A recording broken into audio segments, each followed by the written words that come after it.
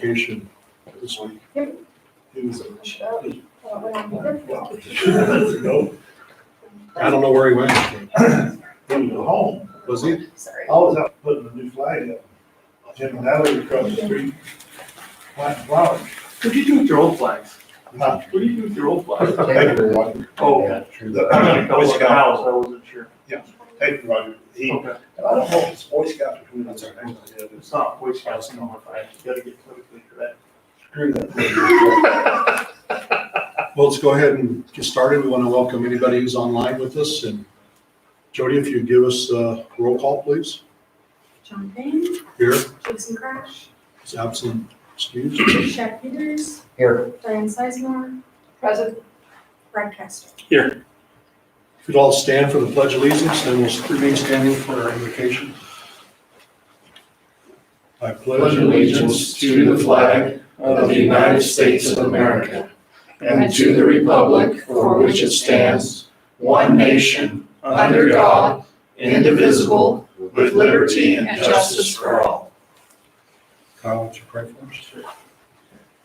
Our Father in heaven, we're thankful for this day that we have to gather together as a hospital and as a board and help us that we can do what's best for the community and those patients around us that we are here to serve and help. And say these things in Jesus Christ, amen. Amen. All right, so we have three new members, well, two new members, one old. We have to do oath of office. So if you will, Shad, why don't we start with you? If you'll stand with me and raise your right hand and repeat after me. I, Shad Peters, I, Shaq Peters, will faithfully support will faithfully support the Constitution of the United States and of the state of Colorado. The Constitution of the United States and of the state of Colorado. the Constitution of the United States and the state of Colorado, And the laws made pursuant thereto, and the laws made pursuant thereto, and will faithfully perform the duties of the office of Director for the Rangeley District Hospital. say it one more time. I will faithfully perform the duties of the office of Director for the Rangeley District Hospital. Will faithfully, you're doing too much. Perform, Okay, let's start over this. And we will faithfully perform the duties of the office of will faithfully perform the duties of the office of Director for the Rangeley District Hospital, Director for the Rangeley District Hospital, upon which I am about to enter. upon which I am about to. I guess I need to bring my glasses. I can't see the comments. Ours is different than that. Way different. Okay, Diane, if you come on and stand with me. All right, brother.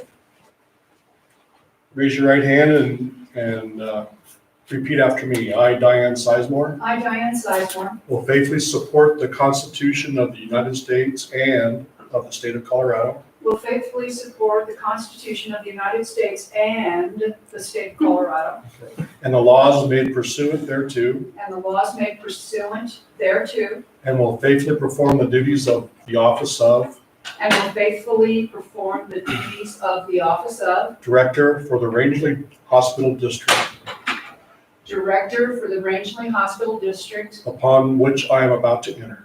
upon which I am about to enter. Okay, thank you. Thank you. You see it, thank you.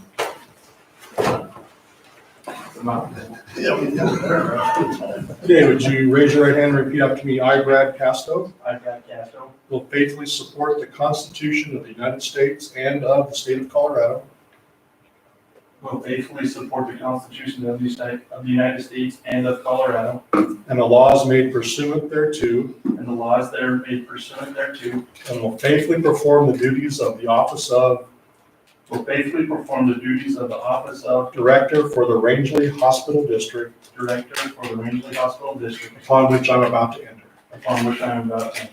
Thank you. We're officially sworn. Get your guys' driver's license and all motor license. Driver's license, that's all? Oh. And if you want You to need this sign one? your piece.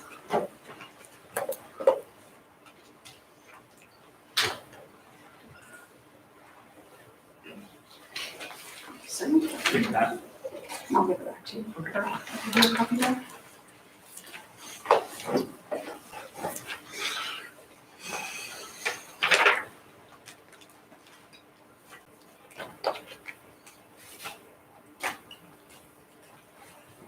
Oh, wow.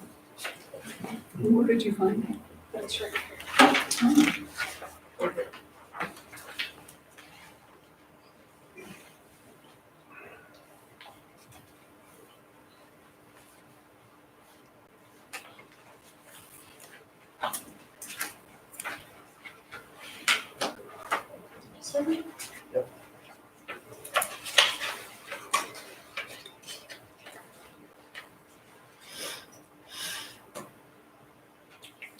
Braintree Hospital District.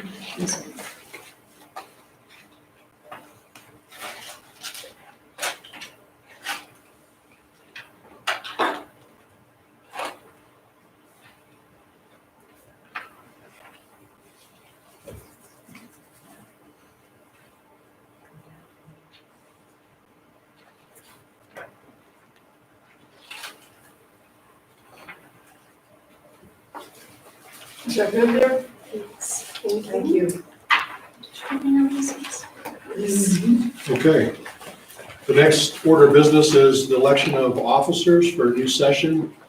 And we need to elect a new officer for a president, vice president, and secretary treasurer. And so I'm open for nominations for those positions.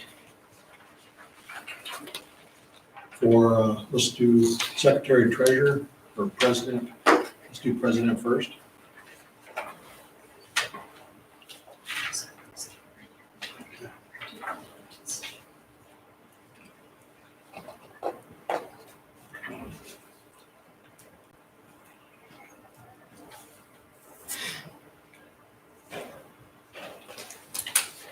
I'll make the motion, we appoint John president.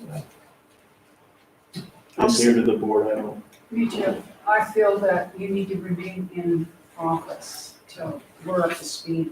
I'll second that motion. Okay, so I have a motion for John Bain to be president. All in favor, say aye. Aye. Any opposed, same sign. So now we have a nomination for vice president.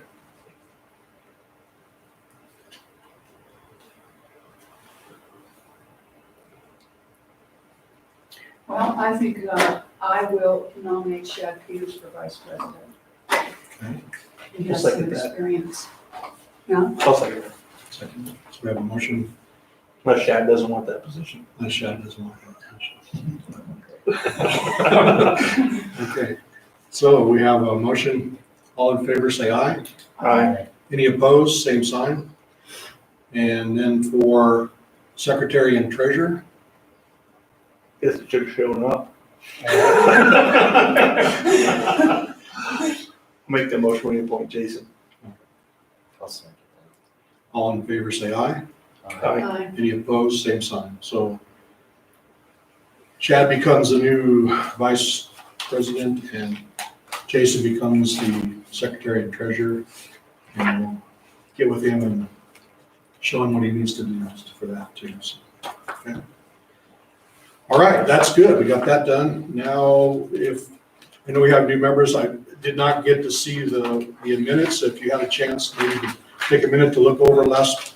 I know you probably don't know of any changes from what we did, but if you see anything that was mistakes or anything like that, I would entertain a motion to approve minutes from last board meeting, April 3rd.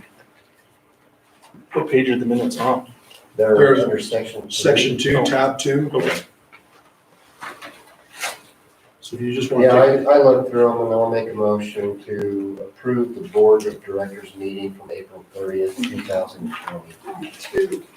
Right after one. I'll second that. okay, have a second motion. All in favor, say aye. Any opposed? Aye. Any opposed, same sign. Okay. So we have our public forum now. We have one person here. Frank, are you here? Do you want to say anything or contribute Just anything? observing. Okay. Thanks for coming. You're welcome. Appreciate it. Can understand the medical staff report is not ready to approve, is that correct? Can I make a comment on the public comment? Is that okay? Well, you can make a comment, yeah. So I've just read through this and I understand a little bit of it, but I already have like issues where I understand like why we limited it at some point. But I just think it's a bad policy to have public comment limited first per time because the people this is their only avenue to come express to us as a board issues that they have. And I also feel that it's not fair to the people or the person that our board chairman is going to corner them in a corner and it's not in a public setting to discuss the issue that they had. And I think it needs to be in a public for everybody to see. So Okay. I feel like somehow we went off track of what we're here actually to do with the public and being here. And this is where they come express their frustrations, and for us to limit them and then not answer them in a board meeting, I think is completely ridiculous. If we're going to I understand they're going to come here and we're not going to know the answer, then say, you know what, I don't know the answer, but we'll get back to you at our next board meeting and we make it a point that it's in a public meeting of what the point was and they're invited to come do that. So that's all I wanted to say about that. And I would probably agree with you that we, when we put that in, we didn't give it a lot of thought, and something we probably need to really look at and have a better policy for public input. I think you're right. I would just like to add, I agree with Brad 100%. And I know where this all came down from. Yeah. And I felt it was wrong at that time, and I still feel it's wrong. If you don't know the answer to the question, that's one thing. But just to hide from the public, because you don't want to discuss something that's a little controversial, I think it's totally wrong. So I think we can revisit that statement and look at it and have it revised, and for next meeting, we can get some input from everybody and do that. So what are you looking at, Brett? I mean, you want a I don't- limitation on time. I don't think there should be. I mean, if it's important to them, I understand that people ramble on, but that's your job, the chairman, to cut them off and make it, presentable or because I've been to meetings and I know exactly there's some of those people and I get that, but I think it is really important that people have a voice to come and we listen to them and can express our frustrations or whatever with them. It aggravates me that we limit people's avenue to express how they feel about issues or problems. And I think we need to take as much time as it takes to deal with people's frustrations. That's what we're here for. So I think that's something we can definitely approach.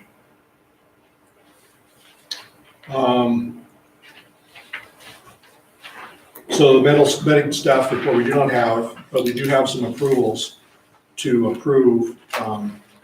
And basically how this works is in the med staff meeting, they approve for certain practitioners who need to have approval to operate in our hospital. They approve it, then they bring to us, and then we basically approve what they've approved. Unless we have questions about, So they're approving budget items and stuff? no, it's It's for privileges. privileges to operate in the hospital for outside doctors or practitioners that would come in, or all the staff practitioners have to be, every 2 years, I think they have to have their credentials or their privileges reinstated. Okay. And then if there are new ones, like we have different practitioners who come in for different reasons, or like radiology people from the radiology places we use, they have to be also approved on a 2-year, I think it's a 2-year basis, just about every one of them. So the medical staff approves that and then we approve it? Yes. Shouldn't it be the other way around? So, I don't know, I'm Because just they're the ones that vet asking, them, they're the ones that vet them and Okay. yeah, Okay. you know them. We're basically rubber stamping what they've approved, unless we have an issue with somebody that that they're approving for whatever reason, then we would go by their recommendation to approve them. Do one of us go to those meetings Yeah, and kind of be part one of that? person Okay. every month Okay. from this board goes to that meeting, so they can listen to the vetting if there is any. You actually will have a sheet. I think I saw it in one of them. Yeah, okay. Okay, So is that good? yeah, I'm just. That's a monthly meeting too, and it takes place before this one. Okay. And our chief of staff, Dr. Yurish, Ken Myers, our nurse practitioner, Holly, they're all in on that board. And then they approve those physicians, and then you guys rubber stamp them. They do basically a background check and vet them, make sure they don't have any malpractices, any reason why we wouldn't want them. Okay. Lois Pittman and MedRec, she does all the credentialing for the facility. That's just a continual process. Okay. It is, I agree with you, it's kind of confusing Okay. to understand what we're doing here, but I thought we had the list here. I don't see it. Which list?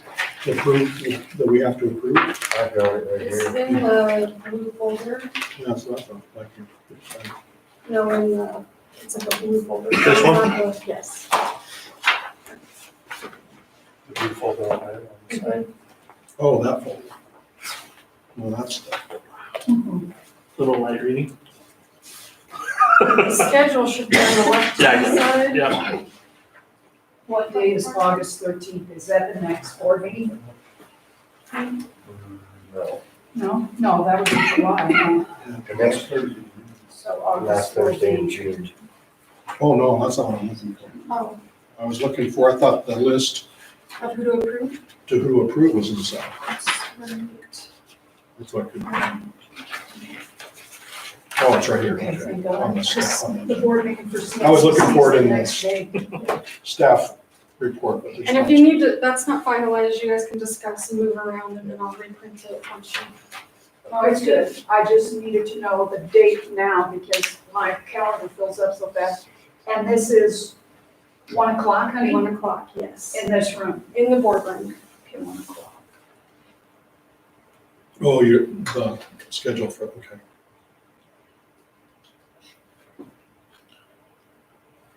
So we have these approvals.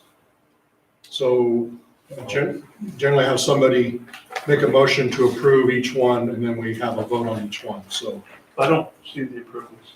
they're on the agenda.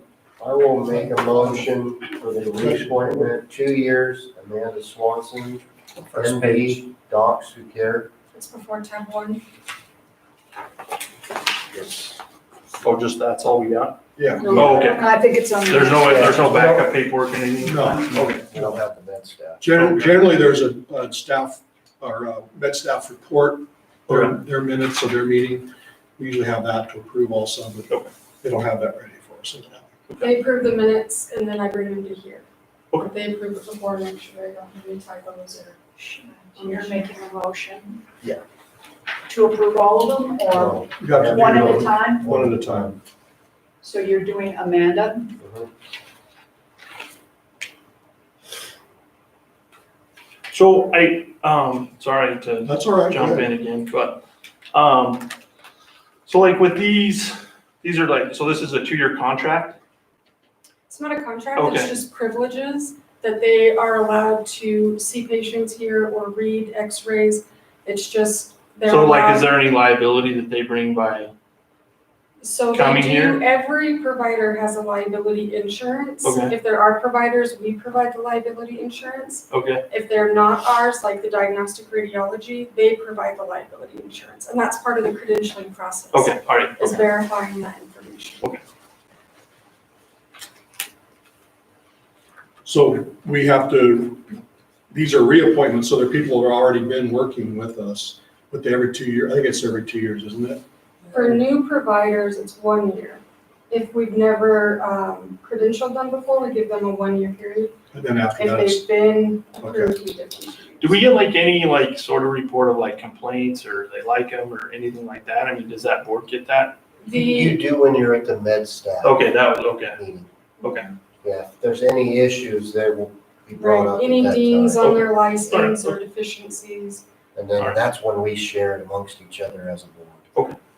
Sorry, I'm asking. No, No, just it's trying to have. Are you speaking about like patient complaints? Yeah, like, I mean, yeah, like if, You Usually mean I- against the physician? in Or the like credentialing against- process? yeah, like if this Amanda Swanson Mhm. has any complaints, I mean, does that come to that board? I mean, are we sure we want to even approve that person for that if Yeah, that they're not a goes good through- person? Yeah, if- that's, That's usually. I'm just using that example. I'm screened- not saying they are, but, Right, it's yeah. usually screened through the medical staff and they purge those. okay, all right. And then if there is somebody with a deficiency, then they'll discuss that. Okay. And decide as a group if they want to move forward or not. Okay.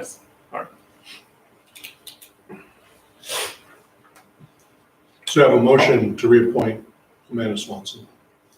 I'll second that motion. All in favor, say aye. Aye. Any I'll opposed? abstain. Same sign. I'll abstain. I would make a motion for the reappointment, 2 years, Perry Stevens, MD consultant staff, diversified radiology. I'll second that also. Okay, all in favor, say aye. Aye.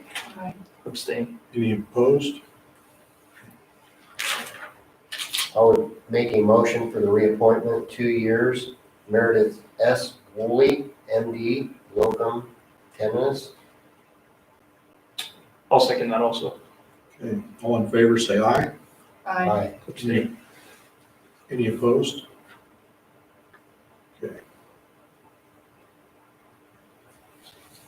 And then the staff schedule, so we need to look at that staff schedule that we mentioned earlier. And if there's any changes, we need to change, if you want to, if there's dates you know you can't make it, you can change those now, or if something comes up during the year and you can't make a meeting, you can get a hold of somebody and Switch. switch Okay. with them. We usually find somebody that can go between the 5 of us, so. I'll make a motion, we approve the schedule. If anybody has any issues? If nobody does. I'll second that. Okay, all in favor, say aye. Aye. Aye. Any opposed? Same sign.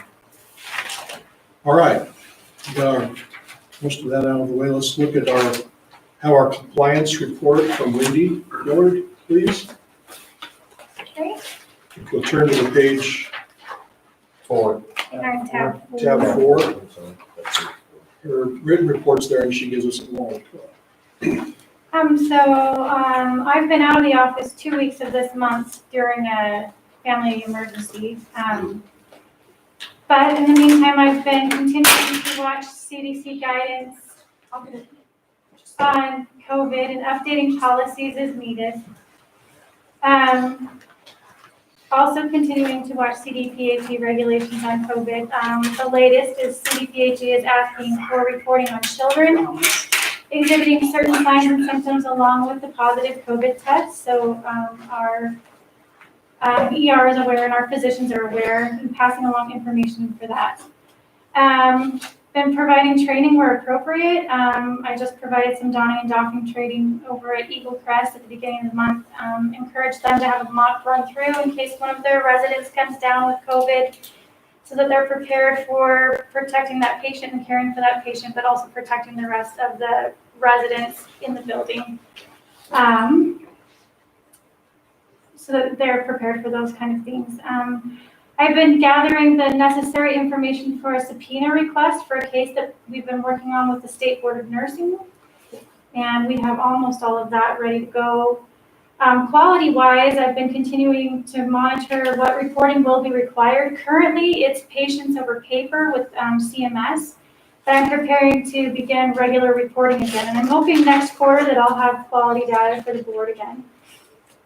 And then you included did you just hand them the toolkit and the Yates memo? and No, I things put like it that? in the folder packet. Okay, so then I would just encourage you to read through there's a toolkit, This one? in there, yeah. It's in the back of that packet.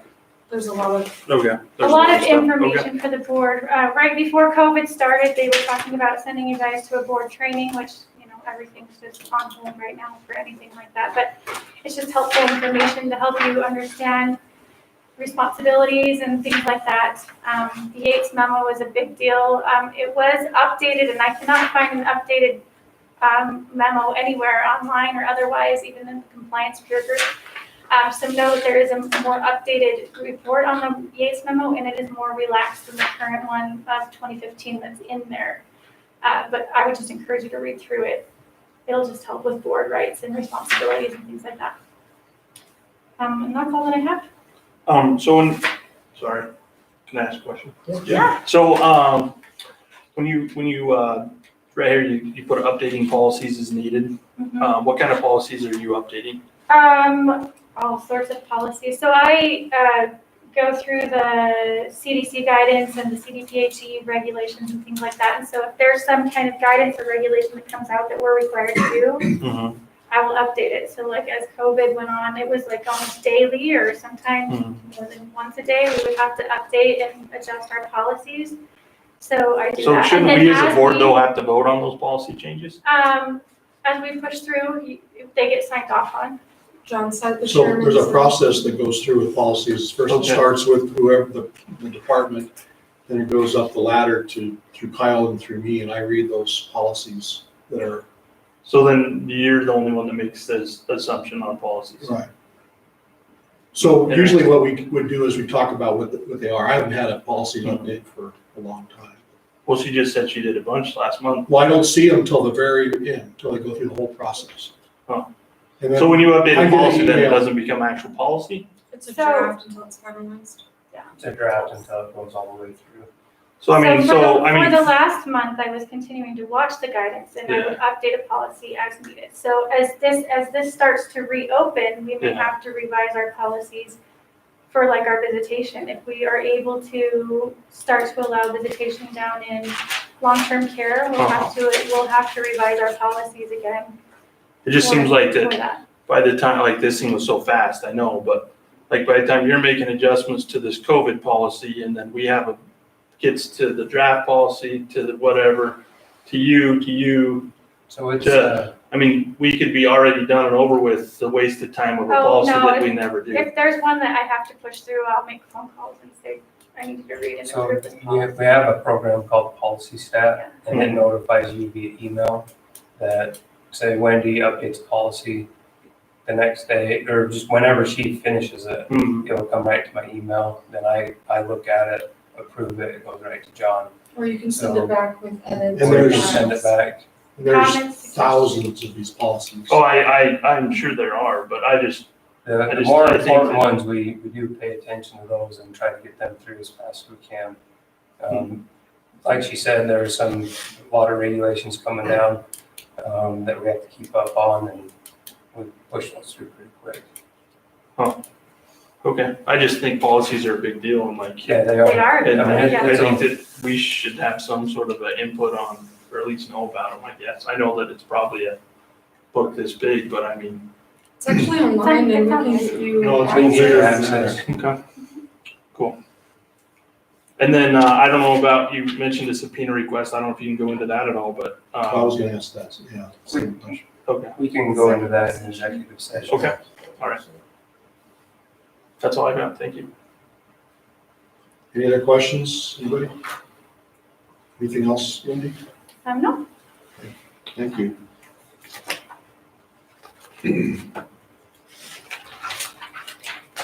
So we have the financial reports, if you look at tab number 5.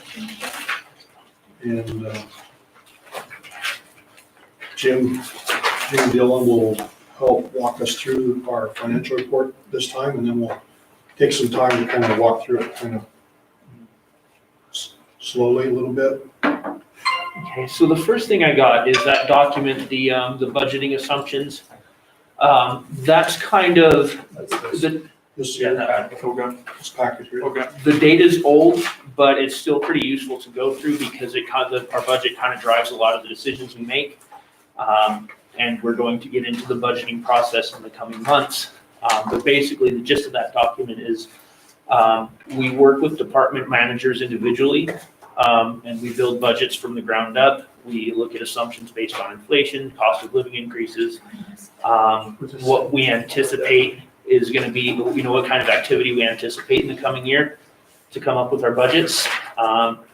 And then we work through, go back and forth until we have the finalized budget. We have all the capital requests that we need, and we can submit that to the state. Our budget performance is reviewed at every board meeting, and it's audited every year. And we take every question and we answer them to the best of our abilities. But if you go through that document and you have any questions, we'd be happy to answer them for you. Who does you guys' audit? Historically, it was Colo CPA. We're going with we have another auditing firm right now. I don't remember the name off the top of my head. Mike Bailey just did some last round, wasn't it? No, they No, not did the the, audit. The audit's not by her. It's CSD out of Grand Junction. Was there a reason we changed from a local vendor? They didn't want to do it anymore. She felt the regulations were beyond her. Pick up those or something. I know like on the Moon Lake Board, that was a big thing about changing an auditor every 2 to 3 years just to make sure you get fresh eyes to look at it. So this last year, we did change to CSD. Yeah, so that's basically what I have to say about the budgeting process. As far as the financials go, I do have to make a correction in the notes. On the cash balance, I said that the money's paid throughout the year based on SNF days, and that's true, but I mistakenly said that, you know, we get cost report money based on SNF days, but What's a SNF day? SNF day is a day that a patient is admitted into the SNF department, skilled nursing. Okay. Basically, the way we get reimbursed for our overhead is we submit a cost report to Medicare, and they give us a percentage of that money, and they base it off of SNF days. So they'll Every patient. just the SNF patients, Okay. and that's how they get that's how they give us our overhead. So basically, they'll calculate based on the number of SNF days we had and the amount of overhead we had. They'll give us a rate that they'll reimburse us for a SNF day. And this last year, we had a record number of SNF days, and so we got a lot of extra money. And so we have a lot of cash right now, but that cash would normally not have come until later in the year.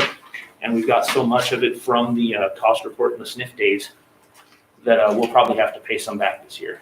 Who determines the rate on the SNF days? Medicare. Medicare. So if we go over that, then we have to reimburse it? Is that what you're saying? Yeah, well, so basically, they pay us the per day rate on SNF. Okay. And then we file the cost report to get paid for whatever shortfall we have on our overhead. Okay. And they pay us based on that. But if we have a certain So if we rate, make extra money, they want it back? yes. So, And that's Yep. legal. typical government. Yep. And to add to that, if we have SNF patients this year, they won't pay us as much for these SNF patients. So we won't get reimbursed as much Because of what you did last yeah, year? because of what we did last year. Yeah, it'll be based on, because we had so many days, it'll be the total overhead divided by that number of days. And so the amount per day is going to be smaller. So what's an actual definition of a SNF patient, I guess? How Skilled would- nursing facility. So if you come in and see a It's nurse, a status. okay, So like you have an inpatient status, outpatient status, okay, OBS status, it's a specific status they pay for. okay. Yeah. So if you And stay it in the hospital, requires like in a a bed higher in the level of hospital, that's acuity. generally what it is. Typically, if we ship a patient out that's critical, and they go to St. Mary's or community, and then we receive that patient back in after St. Mary's discharges them, they come back as a SNF patient because they need that higher level of care until they can get back to their house. Okay. Until they're So if discharged. they stay in the hospital, they're a SNF patient, pretty much. No. Oh. It's That's confusing. It is, there's so many, it could be inpatients. Okay. So we it could be just OBS. admit an inpatient, that wouldn't be a SNF patient. It's but- a higher level of service Okay. or Okay. acuity. And we get reimbursed a lot more for a SNF patient than just a regular inpatient. Okay.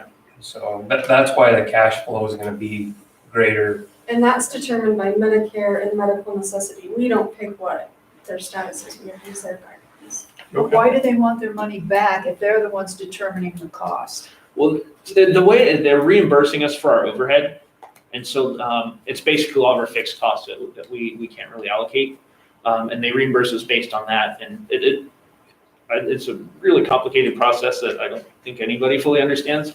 But they've set us, they give us a certain amount that we would get back from them.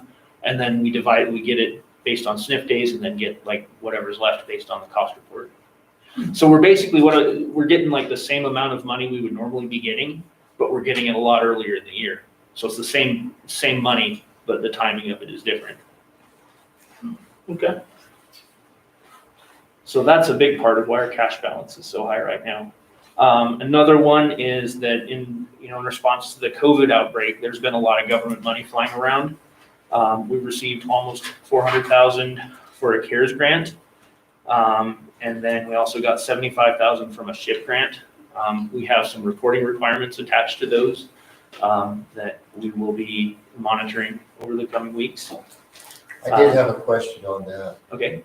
As far as this money in the CARES Act grant, is there anything in this that has to be repaid? Or does it have to be shown as income on our taxes as well?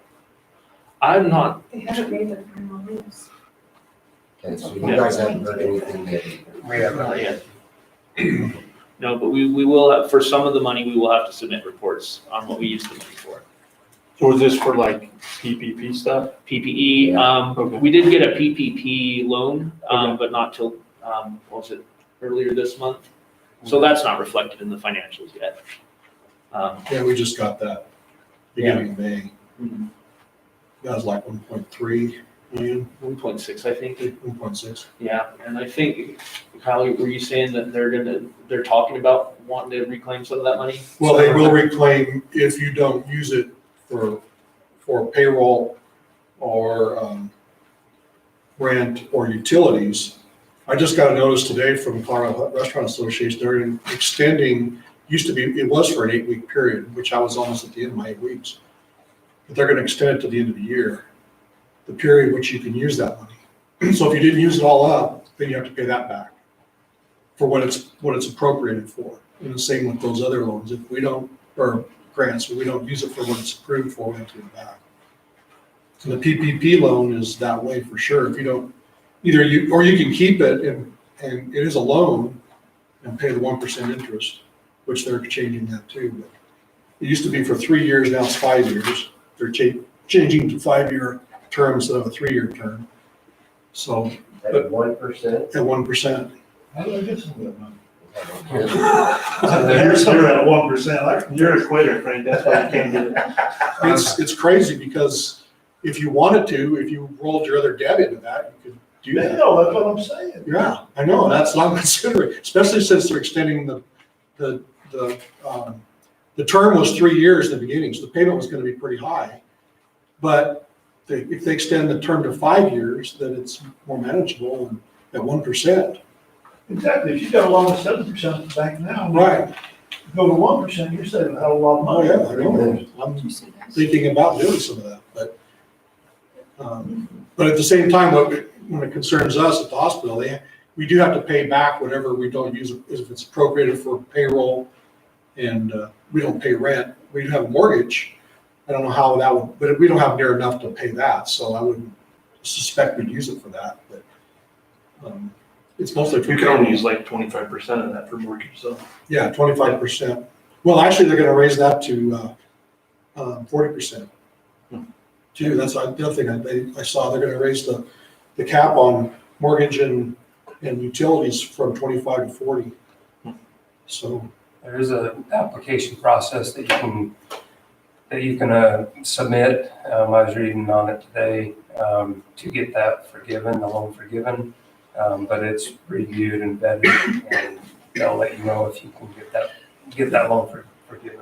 yeah, if you use it for the appropriate, you have to document it, Yeah. that you use it for the right purpose. I think that's gonna be a pretty cumbersome process, and I think a lot of people are gonna be stuck with some payments they weren't planning. Yeah, they weren't planning on, I opened a separate checking account for it myself, so I wouldn't be able to. It's all- Another piece of this too, which I don't know if you were gonna get into, but the state had to balance their budget and they plan on doing it out of hospitals. Hospital, yeah, And HBF so we funds. get this money from the feds, but then the state's gonna cut us off and take their hand of it. They're talking about cutting our HBF funds right now, which is, I'll talk a little bit more about that in the CEO notes.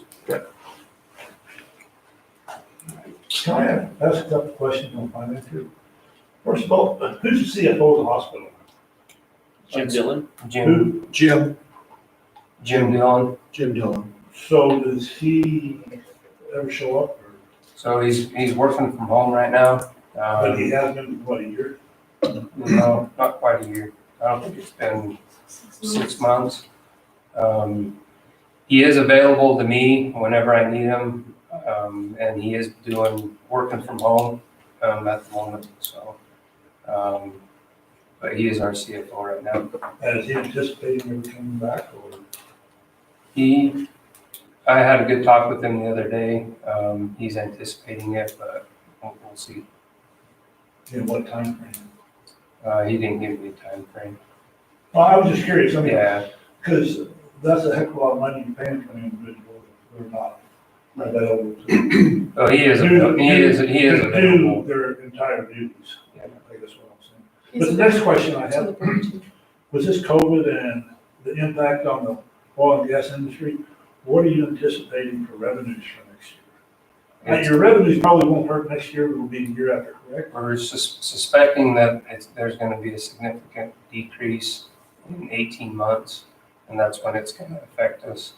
I don't know the total impact, but that's when we're expecting it. Have you got any idea what you're gonna do to compensate for that? That's part of the reason why we got the loan, the PPP loan, to help us out. But we are anticipating that we're not gonna get that reimbursement, the taxes are for next year. So I mean, it's possible you may have to reduce services or reduce your staff. There's a possibility. I'm just curious from my point of view. Yeah. I mean, that's all. I think it's something that's very valid to be concerned about. No, I agree. I have the same concerns.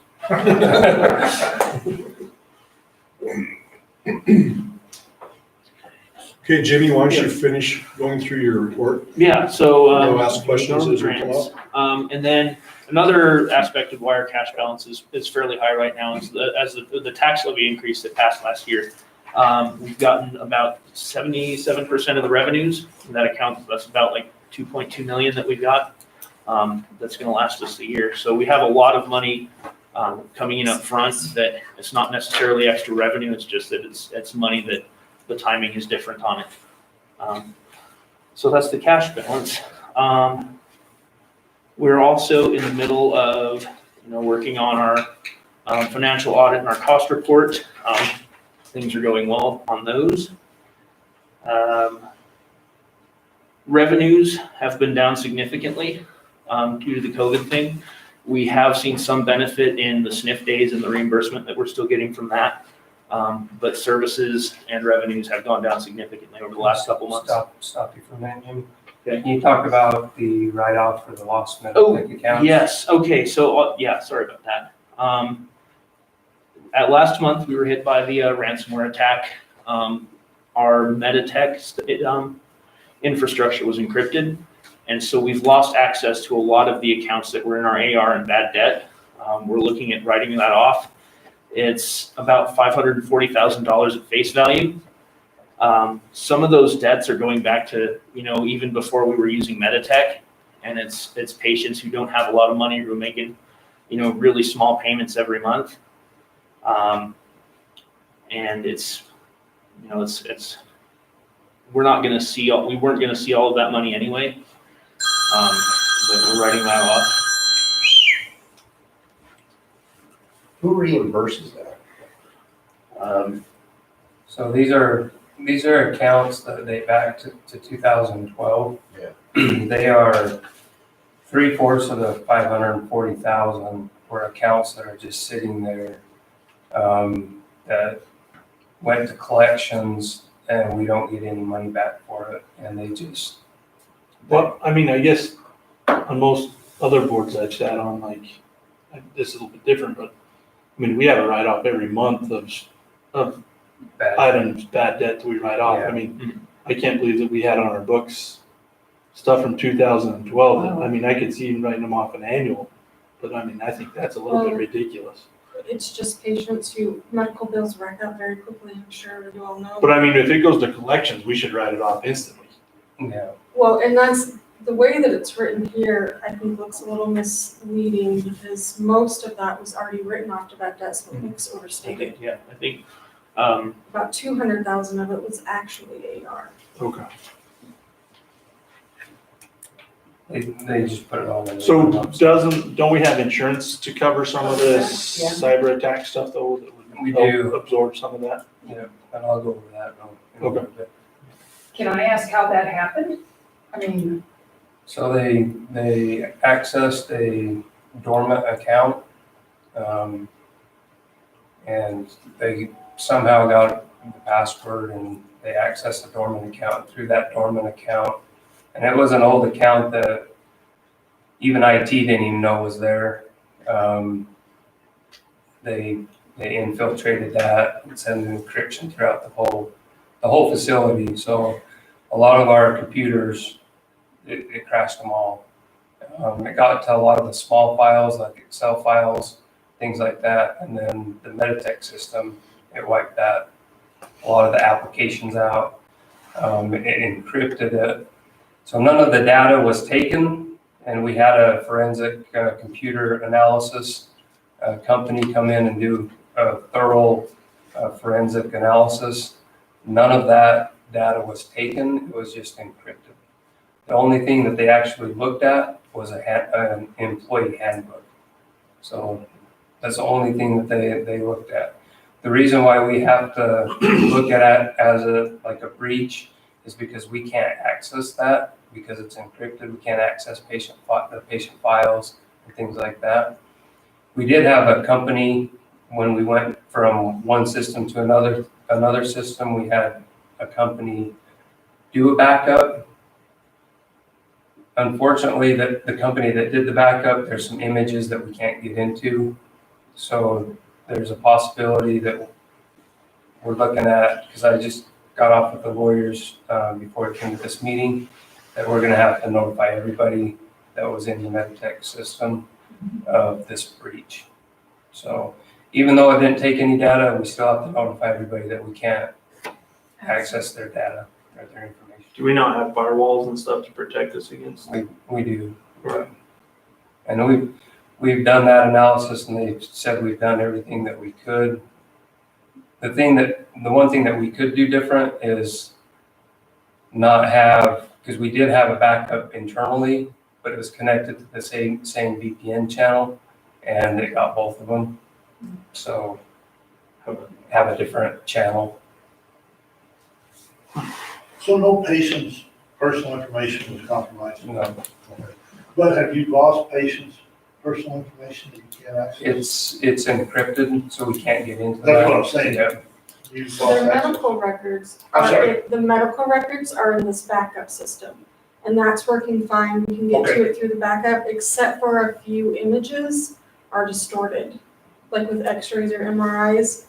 But the reports are there, Okay. like all the information's there, but we can't, the billing in it is not correct and some of the images wasn't correct. So, And we've been, that happened April 8th, and we'll start sending out notifications here pretty quick, and I was gonna update everybody on that as well. We'll be sending out notifications. And then we'll have a call center, so if anybody has questions, they can call in and ask. Something that is provided is a 12-month, what do you call that? Yeah, credit report or monitoring system that's free of charge for anybody that gets a letter. So they can set up credit monitoring through a company, and then that's available to them in case something does happen, but it's not like. so the only thing they really were after was the employee handbook? That's the only thing that they opened. they encrypted everything and they wanted us to pay a ransom to get a key to unencrypt it. But if you pay They weren't them, after anything They weren't. particular. They just tried to get into our system and then they kept us from getting into it. So then they made us pay a ransom or wanted us to pay a ransom so that we could get through the encryptions so that we could, but we didn't pay Is the the district attorney involved in this? Oh, yeah. the FBI, FBI is. Good. Just curious, what they asked for a ransom? What was it, $38,000? It was Yeah. Bitcoin? Bitcoin, yeah. I'm sorry. It was 4.5 Bitcoins. They do it in Bitcoins and each Bitcoin is worth 5,000. Pretty It smart. depends on the day. No Um, tracking. Yeah. The problem is, It came to about $38,000. Anything like else, not much always the paid. problem is with talking with the lawyers and everything, you don't recover all of that data. They said like 10% of it you'll get back, Right. even if you do pay the ransom. Yeah, and I don't believe in paying ransom, but I was just curious, what's the going rate on ransom? Yeah. And then if you do too, like 8 months down the line, it would like remanifest somehow. Hmm. So they've wiped everything clean. We've started fresh. We went to a web-based or cloud-based EMR. So we have access to, everything we need to function as a facility. So That's over my head. Well, Meditech was our old electronic medical record company. There were some components that we couldn't carry over to our new system.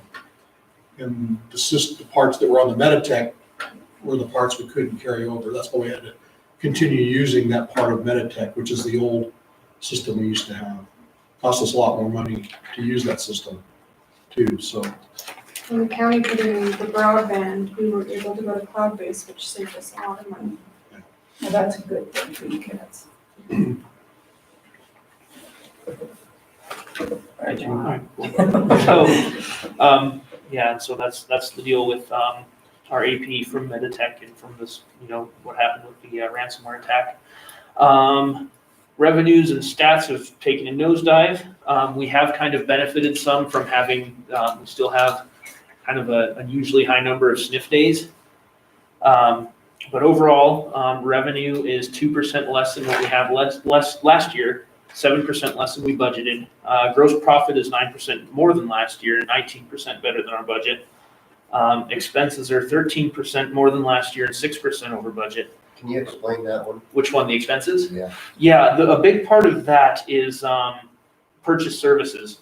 One of our departments, Senior Life Solutions, we're accounting for them as a purchase service.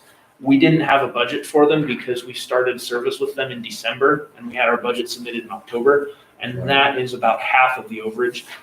The rest of it, we had a home health nurse who was out. And so we had to hire a locum nurse who came in and that was an unbudgeted nursing locum expense. We've also been relying on, we've had a lot of locum nurses over in the acute and inpatient side. I think, Kyle, were you going to talk about that a little bit later? We're doing really good in that aspect right now. So Yeah, I assumed that's what it was, I just. yeah, a huge part of it is the purchase services. And Is the gross profit percentage, because that's a high number, 19%, is due to those early payments, I'm assuming. yeah, the gross profits I think is pretty much due to the SNF days because we get paid a lot for each Right. day. Because that's bigger than normal, so. Okay. I was assuming that, and from what I looked at. If you guys want to look at the next couple of pages, it shows our statistics of how many visits we have. This one page shows our year-to-date from in our comparison to last year in our budget. And the next page gives a total of each department, how many visits they have every month. So you can kind of gauge where we're at as far as, Back to notice the, in April, clinic visits, for example, were way down. back to the purchase services that you said we were, what company was that? There's a number of different, we have basically there's a bunch of nursing locum agencies. Senior Life Solutions. Yeah. Senior Life Solutions. There are behavioral health. They do like So were we not getting that service before December at all? No. Oh, it's just like a No, totally. that's new- a totally new service. Okay. And their revenue is cut to zero because they cancel all the visits. They work primarily with older people who are older patients. So like that can't service that was understand. brought in did the board approve that service to come in even though it was an unbudgeted item? The reason we brought it in was because Medicare was gonna pay their expenses when they had patients. They only had to have like one patient. Mhm. And we would actually make money even though we only saw maybe one or two patients. Problem is they didn't see any patients because of the COVID thing. And we'll see that money on the cost report. Yeah, we don't make a lot from the patient revenue side of it, but where we're going to make money on that is in the cost report, because we can allocate the square footage of that department to the hospital. Okay. But it's an intensive outpatient therapy for our seniors in our community. So it's just a service for our aging population. Okay.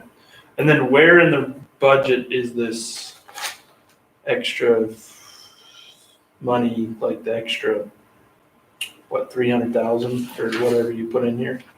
That is in. Is it reflected in this budget you have in front of us or not? Yes, so those are in grants. If you look down at the bottom, we have a significant increase over what we had budgeted for grants. That would be in other income. Sorry, that's a separate line item, other income. Other income? Yeah. Okay. So on the top part of it, what's this, this other other revenue that's up 97% for the year? What's that? Outpatient other. What was it? I'm The sorry. other revenue. So a lot of that is Senior Life Solutions. Because we were able to see patients, I think January and February. I'll have to look into the rest of it. I can get back to you on that. Okay. Yeah, if you would, please.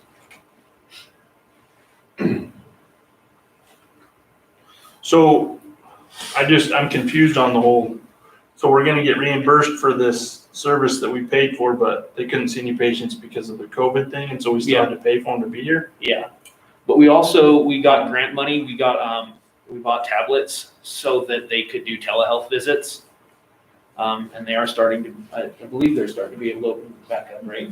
So, We're seeing yeah, patients again. we're seeing patients again. I just find it odd that if the revenue is 165,000 and over half of our expenses purchase services of 882,000, but yeah, you just told me that we were gonna make money on the deal. That doesn't pencil out to me. Because it comes to the back end. Yeah, on the cost So- report. And and I'm sorry, I should have been clear. When I said that was half of the purchase services, I meant it was half of the overage. So that I think the expense is around 160,000, if I recall correctly. I was just talking about, it's about half of the overage Okay. of the excess that we're spending. How we get reimbursed through Medicare is through the cost report, and everything from housekeeping to Senior Life Solutions, it goes on this cost report. They even like, for example, housekeeping, they keep track of how long they've been cleaning certain areas of the hospital, and we get reimbursed for that. And the same thing with Senior Life Solutions. It comes at a later date, Okay. but like the square footage, if we would have built the Senior Life Solutions building, we would have been reimbursed a lot more, just the square footage. Or if we would have given them this room, we'd have been reimbursed more. So it's just based on, it just comes at a later date. Okay. Sorry, I know I'm asking a bunch of questions. It's fine. There's a lot of. They're really You're good gonna questions. you're gonna have more questions too, So, and then I know we're still going on here, but I see on our balance sheet, you've got 640,000 for bad debt allowance. Mhm. Is that part of the bad debt we put in the front part of this? You're Yes. talking 540? Yeah, the 540,000, is that part of that 640 that we've already allowed for? Okay. Which is because we're having to do it all in one whack, and it should have been adjusted all years ago, like you said. I got, So I hate to bombard with I have a questions question. too, but on our statistics, I'm just noticing from our 2020 year-to-date volume statistics, Uh-huh. April's, just pick any of them. And then reflect that out onto the monthly volume statistics on the next page. Why is there such a difference in the numbers? So if you just look at ambulance, Transfers. transfers and runs, for example, I can screw down. and you look at year-to-date 19 and 23, and then you flip over here and look at it in April, it's 6 and 11. Take up And one. so you're looking at the year total. Yeah, First that's page. And then, The year total. yeah, and then the next page is just the month. Okay. But you can see January, February, March are kind of, status quo. In April, we nosedive because of COVID. It started, COVID, we started implementing all the restrictions March 13th. So that's when everything pretty much took a nosedive. Yeah, okay. I've never seen that big of a number, Joe, between the two, so. So would you say that again, Shad? I'm sorry. Well, I'm just trying the year-to-date and then the monthly volume statistics. Okay. So if you look at year-to-date in April of 2020 on ambulance transfers and runs, for example, it's giving me year-to-date total, and then you go to monthly. I was just thinking that April's numbers should be reflected on your monthly on the next page. But if you add them all up, they equal 19. Yes. Yeah. So I got a question though, on the statistics also in the pharmacy, do we really have the same amount of pharmacy retail in 3 months in a row? I mean, the exact number, 22, 33? I'll have to look into that. I've never seen Sounds a that. little suspicious. I'll have to ask Mel. Yeah, I think that maybe the numbers might not be right there. Yeah, that's more than awesome. But anyway, I would have you guys check on that. Sorry. I can't remember what I was gonna ask. So back on the whole like reimbursement, do we keep some sort of a record that says, hey, you guys owe me this money, or do they just decide what they're gonna write us and we just think that's okay?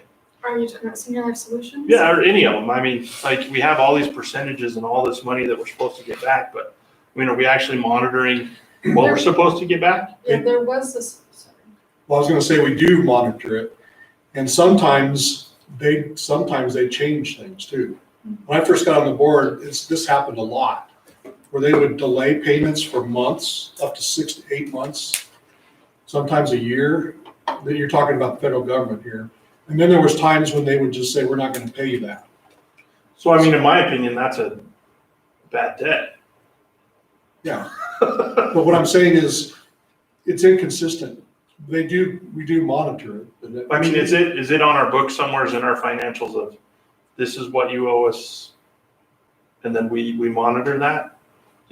Does that make sense? Not really. So let's say that, like, back to the senior Uh-huh. thing over here, you said they reimburse us back. Mhm. Do we keep a month-to-month accounts receivable file here of what they owe us at the end of the year for that? That we can reconcile our books to say, this is what we say, this is what you say.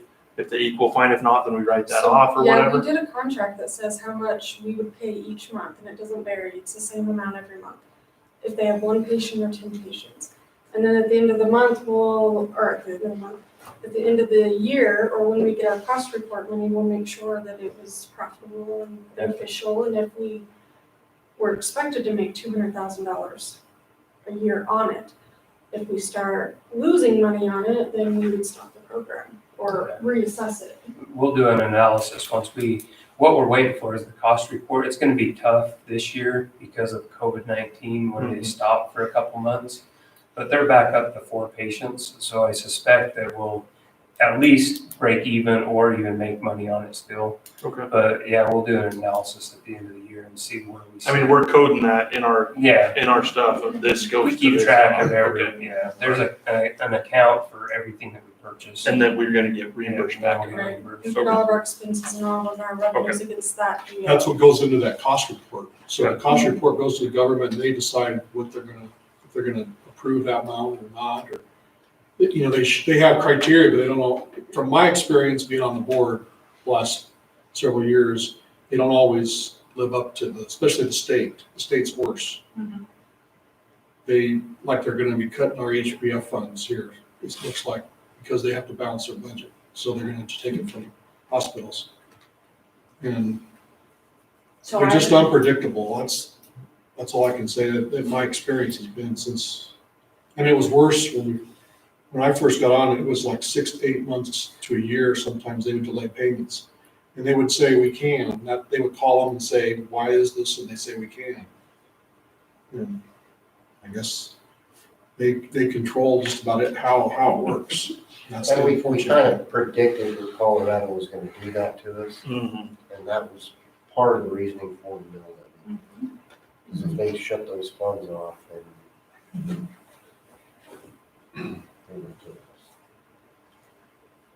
So I have a question. You said that you have an insurance policy to help offset the bad debts, Just for the cyber attack accounts. just for the site, not people that Otherwise, go to collection and Those then you accounts, write they that go to off. collection agencies work with them, and then they do give us money back, when patients pay, or they don't, and it's just written off, but we don't have a collection or an insurance account for bad debt specifically. Okay, so it's just cyber that's insured, okay.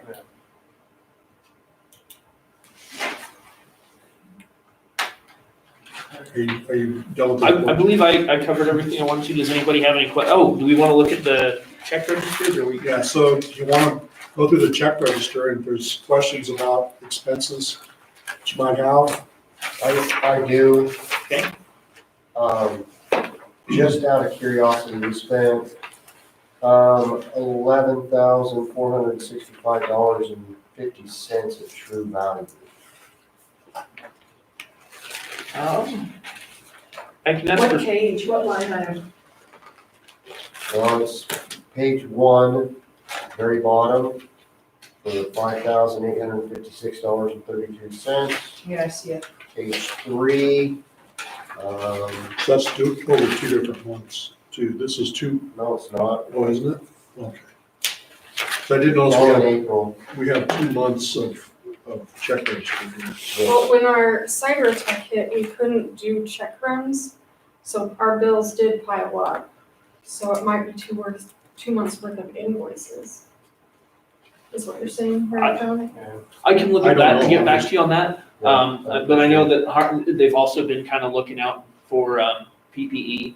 Whenever it's available, they'll go down and get as much as they can.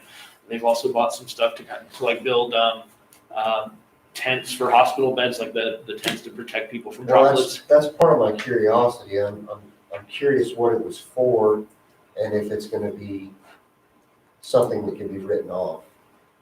I have all those. I do have all those revenue, everything, like we're tracking what we're spending on labor Because and everything should be COVID. PPP and anything that's related to COVID. I'm not sure, I don't really have any guidance yet from a lot of and from any of the grants that, of what we're actually allowed to allocate. Because some of those expenses are PPE, we have a lot of PPE, but there's also stuff that I don't know if it's, we're spending it because of the outbreak, but I don't know if it's reimbursable. Okay. But I will get back to you on those true value expenses. That was the only ones I had.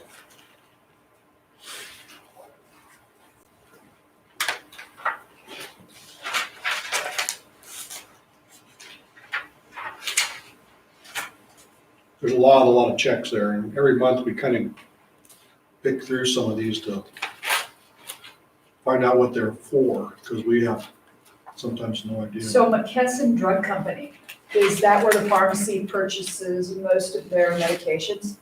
Is that manufactured in the United States or where is it, their medication Well, so- manufactured? They're a vendor. They buy from all different manufacturers. We don't- Is it within the United States or do they buy from other foreign countries? I'll come back to you on that It one. all has to be FDA approved, so Yeah. even if they buy from another country, as long as it meets the FDA guidelines. And how do we prove in this country that they are in another country following those FDA guidelines? Is there any system set up for that? I'm or- sure, but I don't know anything about it. Okay, just curious. I've been reading too much stuff and watching too much news. Am I paranoid? Maybe a little. Maybe a little. It is getting to be a crazy situation. Well, and I'm kind of a crazy woman anyway, so Well, I don't mean it that way. I mean, I know what you mean. It's okay. it's I'm pretty, messing with you, brother. it's pretty obscene that we buy so much from out of the country. Well, and I didn't know. Talk about I pharmaceuticals. didn't know it. Yeah, That's nobody. the thing that bothers me. I didn't know we were Nobody. manufacturing medication in our own country anymore. Why? Somebody answer that question, why? We need to But do there it all. is, there are 2 months there, Amen. there's April and March. I saw that. Because we didn't have because of the cyber attack, we didn't have any records last month. So there's a lot to look at here. Okay, I don't want to sound like an idiot, but what does locum mean? Locum? Locum is providers that, that we hire. Well, So they're it's not staff employees, they're members? kind of contracted. So if we don't have, if we need to fill a spot, like say a physician in the ER for a weekend, we can reach out to a locum company. They have contracts with all these physicians and they can send somebody to us and fill it. So I can tell you it's a lot cheaper to find our own if we can, especially nurses, doctors. That's the cheapest route you can go. But sometimes you can't fill that Amen. void. I understand.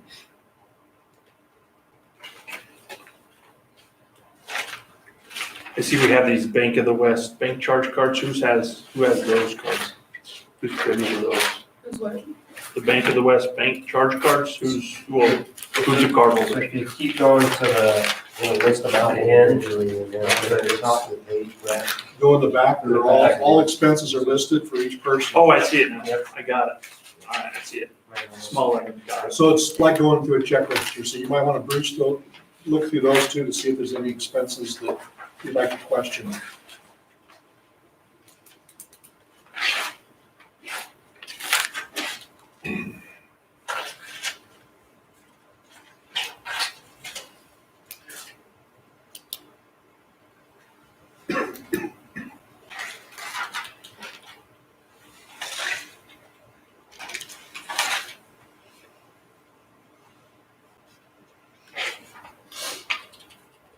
So are these charge card items, budgeted items? Figured into the budget? yes. Yes. If you see on the right side, it'll be by GL, and it'll be charged to that department, and that comes out of their department that's budgeted for each year. So do they get a list of their budget too, to make sure they're staying within their budget? Yes. Yeah. Typically by month, the biggest one is Eagle Crest.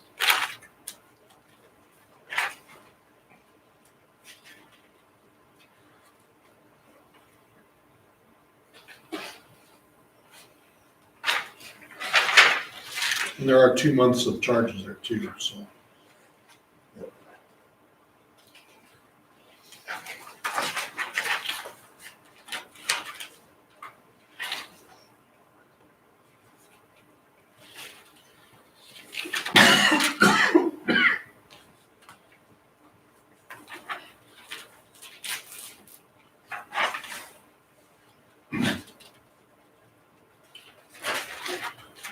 And there'll be many more questions you guys will have, and we still have questions, obviously, with finances, but as we go through this every month, just as you get more familiar with what things are, but you'll also be able to ask really good questions, because you won't understand certain things, but the more you know, the more questions you'll start having, I think, too. So we can continue to, Do we get this information prior to this meeting, or is it always just? generally a few days before. The day before. Okay. Going forward, yeah, but you weren't sworn in yet, so we had to wait for that. Next month, it'll be a day or two before, depending on when all the information is compiled. Okay, that would be good.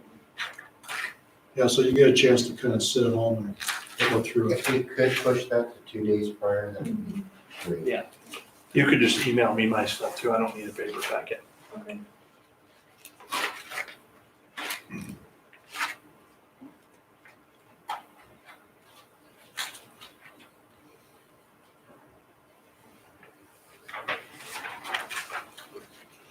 If there aren't any other questions on the financial report, I entertain a motion to approve the financial report. I have one question. Sure. Like, how do we manage, like, let's say, this is just an example, but like Mel here bought controlled substance registration for 3 years. How do we know, like, another department might not need that same thing and they bought it also and we're wasting money on spending? Like, I mean, how do you make sure that we're not, double spending on stuff that we don't need to? I'm just curious.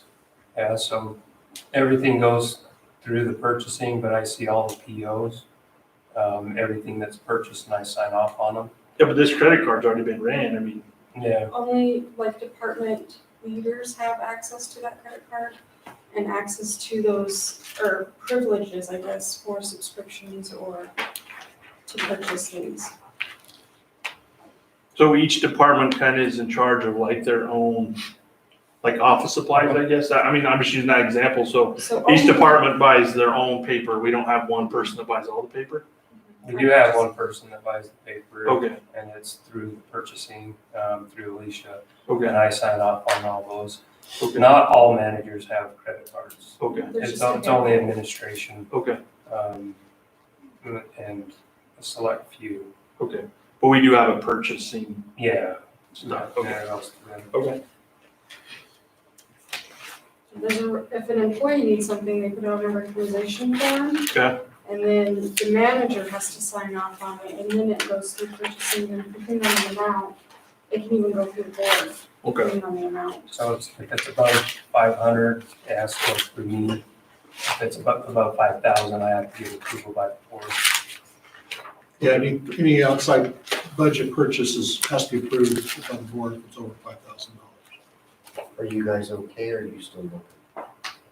I'm gonna abstain from voting because there's so much information here and so much unknown to me, I'm not comfortable with voting on it. So, yeah, go ahead if you want to. Well, then I'd make a motion to approve the summary of financial operations for the month of April 2020. I'll second. All in favor, say aye. Aye. Aye. Any opposed? Same sign. And Diane abstains. Okay, so, we do have to go into executive session, but before we do that, I want to go over, hand out a few things and, I see. oh, you're CEO, yeah, why don't you do that first? I'm sorry. The most important part of the thing, I was gonna skip. No, you're good. So speaking of the approval of over 5,000, we've been updating the Eagle Crest. I think like 3 years ago, we did their floor in the kitchen. I was over there the other day. They invite one employee over there to eat lunch with the residents. And I was over there, and the flooring's coming up by the doorways, and it's about 20 years old, so it doesn't need to be replaced. Maintenance, they got me a quote. They are gonna do all of the tear out and bringing up the old flooring, but we need approval to approve Quality Carpet and Furnishings to redo the flooring in the dining room, commons, and the bathrooms. So the amount is $12,128.19. So they're gonna come do it? They're gonna come put it down? Quality carpet, yes. Is that the only quote that you've gotten? It is the only quote. If you need me to go back and get additional quotes from outside the Or the other one. Rangeley, I can, but we're trying to keep it within Rangeley. It's so, I understand that, but I think we should have at least 3 quotes. So did that include the product and the installation? yeah, Yeah, it's right there. And what kind of, oh, it's strip vinyl. That floor did last a while. 12, 9 years. I'm with Shad, I'd like to see a couple of their quotes, not that I don't think we should go local, but, I think we should too. Always 3. um, Practice is 3. the other thing too that I would like to see on this is a exact finish date okay. on all the bids. Like we want it done Who's by laying floor for? By a certain time. a certain time. or they pay us. Yeah. Exactly. Put Should it in be your a- contract. It should be a percentage. Especially We over all there. ours. There's a daily We do fee it all for ours. not having completion date. Yeah, I think that we need to have a completion date, and I would like to see a couple of them. Who's laying the floor for True Value? Because he's selling it. Who's laying it? He's contracting it out to local contractors. I think it's like local handyman, they don't do. So, I mean, we can talk to him maybe, I don't know. Yeah. But- We should do it. Okay, yeah, I can get that for us. Yeah. And Sounds good. Thanks. so, I'm on section 1, CEO notes. We'll do the hospital position updates. Tony Dembowski's been with us for 20 plus years. She announced her retirement as Friday, May 29th, which is tomorrow, and we are having cake for her if you'd like to join at noon. We will not be replacing her position. We're going to have Nita in MedRex do both her position and do Tony's position. Also, Josh Jackson resigned and took a position in Rifle at the Sheriff's Department. He's in our IT department, and we will not be replacing his position either. We feel that we can do it with 2 IT personnel and employees. So we'll have Daniel and Mario as well is leaving too, so that we lost 2 in IT. And we've already hired somebody from within. And so we'll just keep that with 2 positions, Daniel and Daniel, his name's Daniel, so they'll both be in IT. Our nursing update, this is the good news. You guys saw the locums on there and the price tag that's associated with that. We will not be renewing any of the nursing contracts for the locums. In January, we had 5 nursing contracts with locums, traveling nurses. We've done a lot of advertising. We've hired 3. We just hired 1 in home health, and we won't be renewing any of those. And so we'll be fully staffed, which is an awesome accomplishment. So when those the traveling nurse contracts, do you handle those, Kyle, or does the board look at any of that stuff, or is that done through the? I actually do the nurse contracting, and it is done through the budget, but when it comes down to it, you have to have a nurse. So it's one of those things that I don't know that it's It a comes budget more for comes the, comes through me. I'm the one that approves it. So if Paula needs a nurse, they need it for a couple months, and that will come through me. And So is- I approve it. Okay, so is it more cost effective to have traveling nurses or hire our own in-house nurses? Yeah. It's much more effective. So that's what it is. We're trying to grow our own, I have on here that there's 2 potential LPNs. An LPN can work on the long-term care side. And they're usually going on to be nurses as well. But we do have two potentials, and then that we have 2 locals that are applying to nursing school. And we're working in programs to help them through nursing school, or when they do get out of nursing school, to have something for them to come here and work. And So are we helping pay for any of their nursing schools? we are, yeah. Do they have a contract they have to work here for so long afterwards? Yeah. Now, back to the whole, we're gonna save a bunch of money thing. I know sometimes we say we're saving a bunch of money, but sometimes when you add in all the benefits back to that particular employee, you're really not saving a dime. I mean, if we really looked at the numbers on that. Because we might be paying $80 an hour for a traveling nurse, but we're paying a guy 20, but by the time you add in It's benefits, a big it's way difference. above that. It's actually a big, really big Okay. difference. Yeah, the nursing locum is about $75 an hour. And then, even once you factor in the benefits, there's just no comparison. What we would pay a local employee versus what we pay a locum. So an employee, like a nurse, What do you figure, just roughly, as far as it's costing you additional to what the actual salary is? Say she get $30 an hour, you add another 50% of that to that, or? For benefits or? I don't know the specific percentage, but I can get that. Yeah, I We mean, can get the benefits. I mean, that's just Yeah, a good way of looking at things. Yep. Because what Brad brought up is very true. By the time you pay, your FICA, you pay their health insurance, you pay their 401k, and all the other vacation time that they're gone, it adds up. Right. Employees, anybody that's had a private business knows that. and something that we've run into with local nurses as well, and this doesn't factor into the payment or anything, is they don't necessarily care for the patients as we do as a community. And I truly believe that. And we'll talk about one in an executive session is a perfect example. So they come in, they're used to traveling around, they don't put in the time, the effort, and if we can grow our own, that's where the money lies. And we're willing to invest all that into them if we can grow our own. We are looking for a provider, and it's ongoing.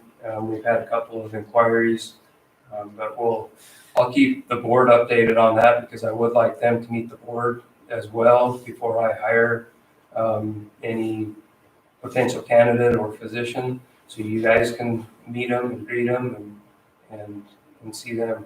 We are working with the chamber to set up a welcoming committee. So when they come in, they can go to the schools, the rec center, different places, meet different people so they can get to know the community.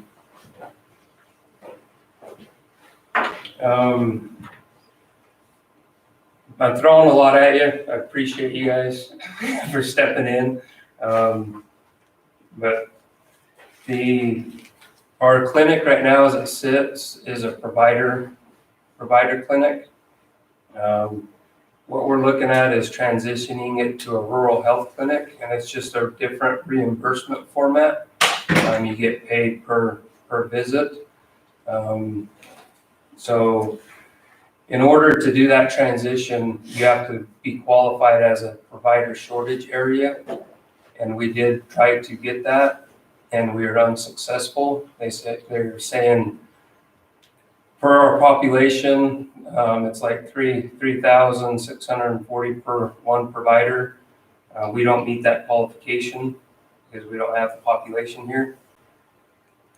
But we still can get the designation if we can prove that we're a medically underserved area. So they're looking at that, and I can give you guys an update on that next month.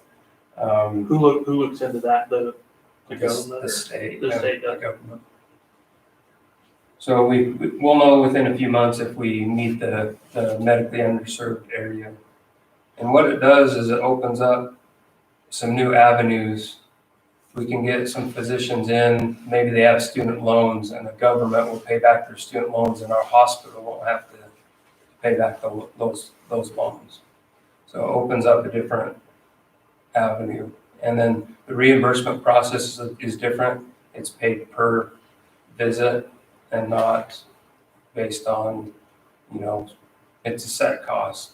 So How are we reimbursed now? So we're reimbursed now. It is, so I don't know. Fee for service. What's that? Fee for service. Yeah, that's what, fee for service. So we provide a service. Depending on the level, we get reimbursed for that amount. With the other way is it's a set fee, and it's across the board. That's how much. Whoever walks in the door, we get We $10, reimbursed, whatever. yeah. Higher reimbursement rate. So it's a higher reimbursement rate. So I'll find out more details on that, on how it impacts the patient, if it's more cost for the patient, less cost for the patient. But as far as financially for the hospital, we'll be able to save at least $400,000 a year switching to a rural health clinic.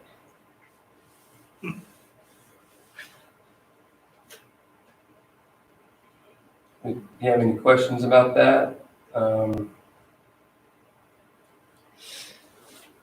It's one thing we've been working on for a while too. Yeah, it's been an ongoing, just getting that designation is the key. How long do you think it takes, like how long you've been working on it, do you expect that?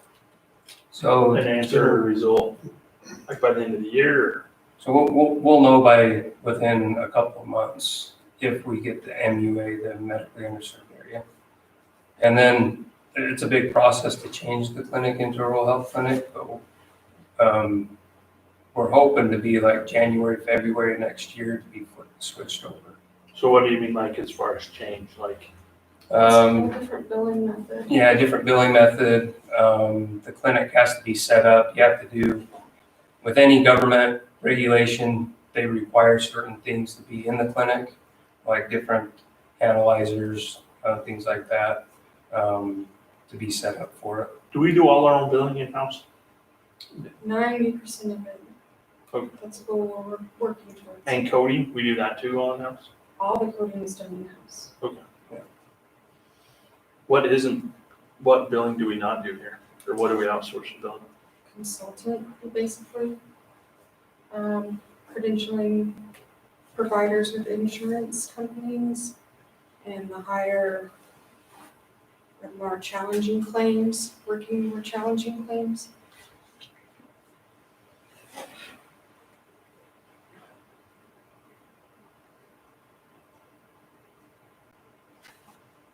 Sorry. No, you're good. Do you have any other questions? No, that's all so far.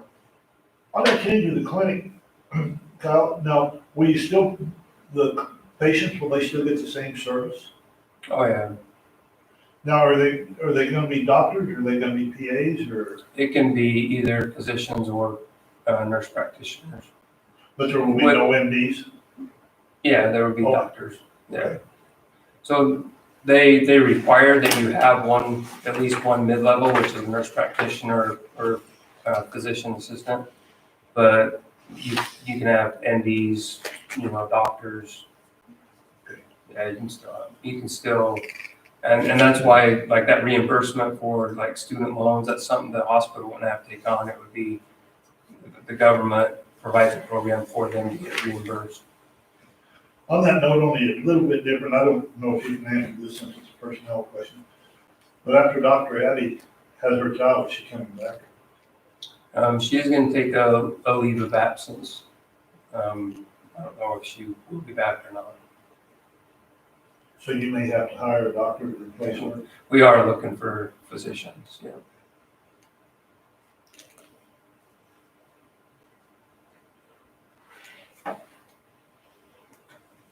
So, moving on, the coronavirus update.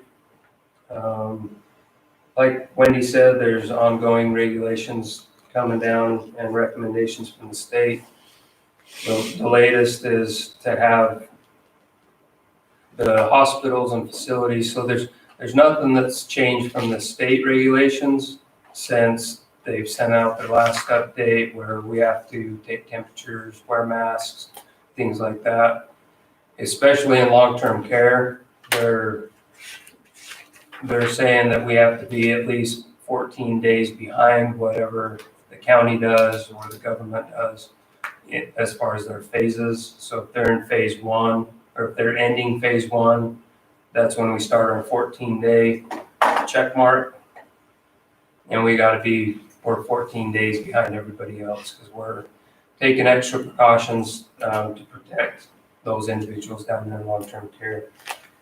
There's been a lot of family members concerned about seeing their relatives. It's a big issue.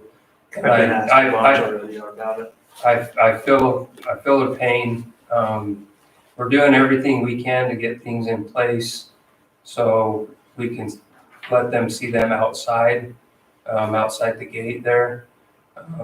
We built a path back there. So we're just waiting for the right time to allow that to happen.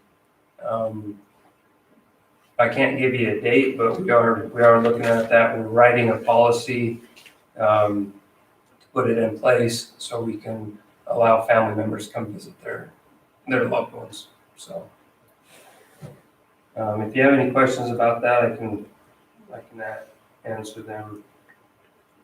So I think the county, as far as the county's concerned, they submitted a variance for phase 2. They haven't heard back. I talked to Kelly today. They haven't heard anything back. We went into a little bit on the ransomware attack. If you have any more questions on the ransomware attack, I can answer them.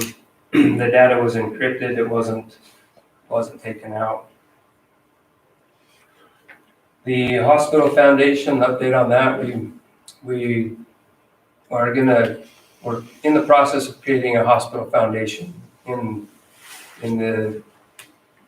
the reasoning for it is so we can go out and we can get other grants that we're not able to get. Also, it's a good bridge between the hospital and the community. We've opened that up for applications. We've had 6 applicants. I believe you have all the applicants' information. We were going to do interviews tonight, but we thought it'd be a long process and we'd be here all night. So we're going to postpone that for another month. So I'd encourage you to look at the applications. Do you have anything to add to that, John? Well, this is another thing we've been working on trying to establish for a little while. And in fact, it's one of the incentives that Kyle has in his contract to start a foundation. And we've talked about it for a long time because of the reasons that Kyle said. We'd like to have a bridge to the community so that the community can have an involvement in the hospital apart from in a way that would be tangible. And so we want to form a 5-member board. There'll be 1 member from this board on that board. And we need to decide probably tonight, if we can, who that member might be.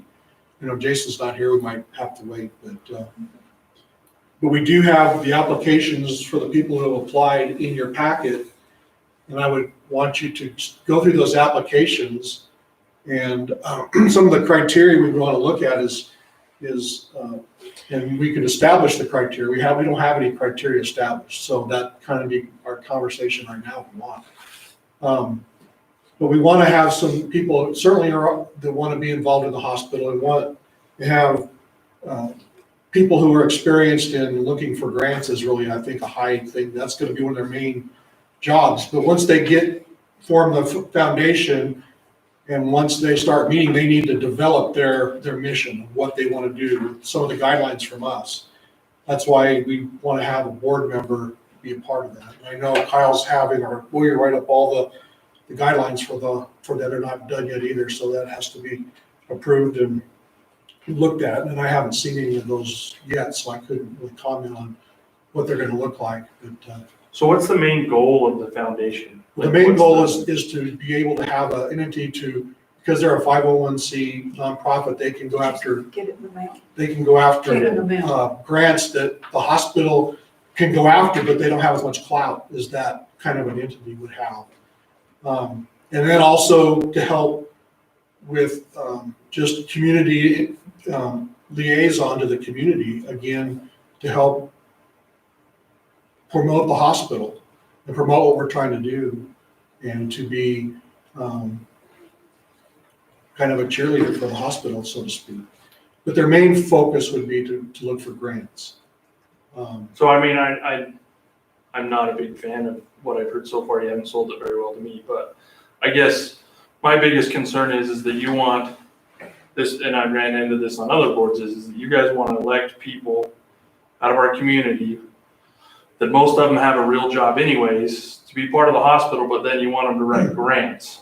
And I tell you, that is never going to happen on a board unless you just pay somebody to write a grant. Well, that's something we talked about, and then some of the people who are applying are not people they're retired, so a lot of them. Right now. Yeah, But that board's going to change yeah. year after year after year. And So, it's going to so turn the into kind of the impetus behind this, I talked to board chairman and Meeker about their foundation about a year and a half ago. That's been about a year ago, I can't remember. And I asked them, because in the paper, they said they had like $1.2 million that the foundation brought into the hospital. And I was curious about that, how that worked, especially when we were looking for other avenues for revenues.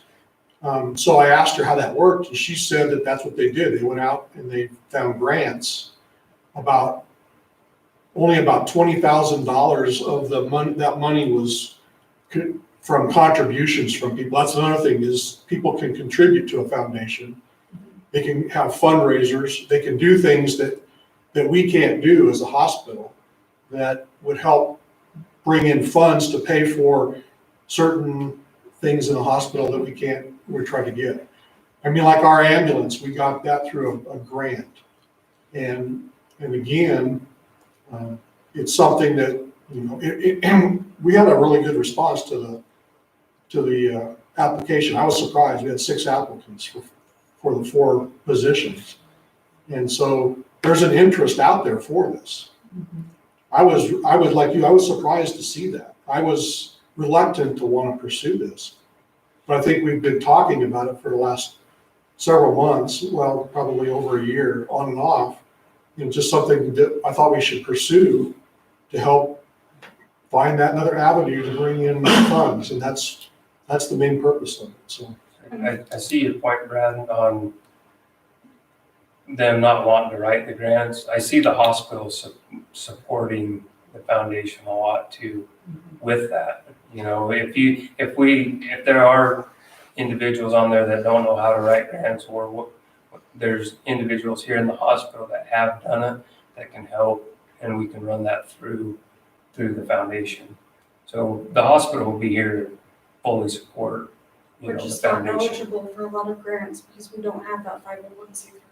You gotta have. But you do have people who are qualified and experienced that grant, right? Oh, yeah. So There's an applicant on that we have that said that she has that kind of experience too, so.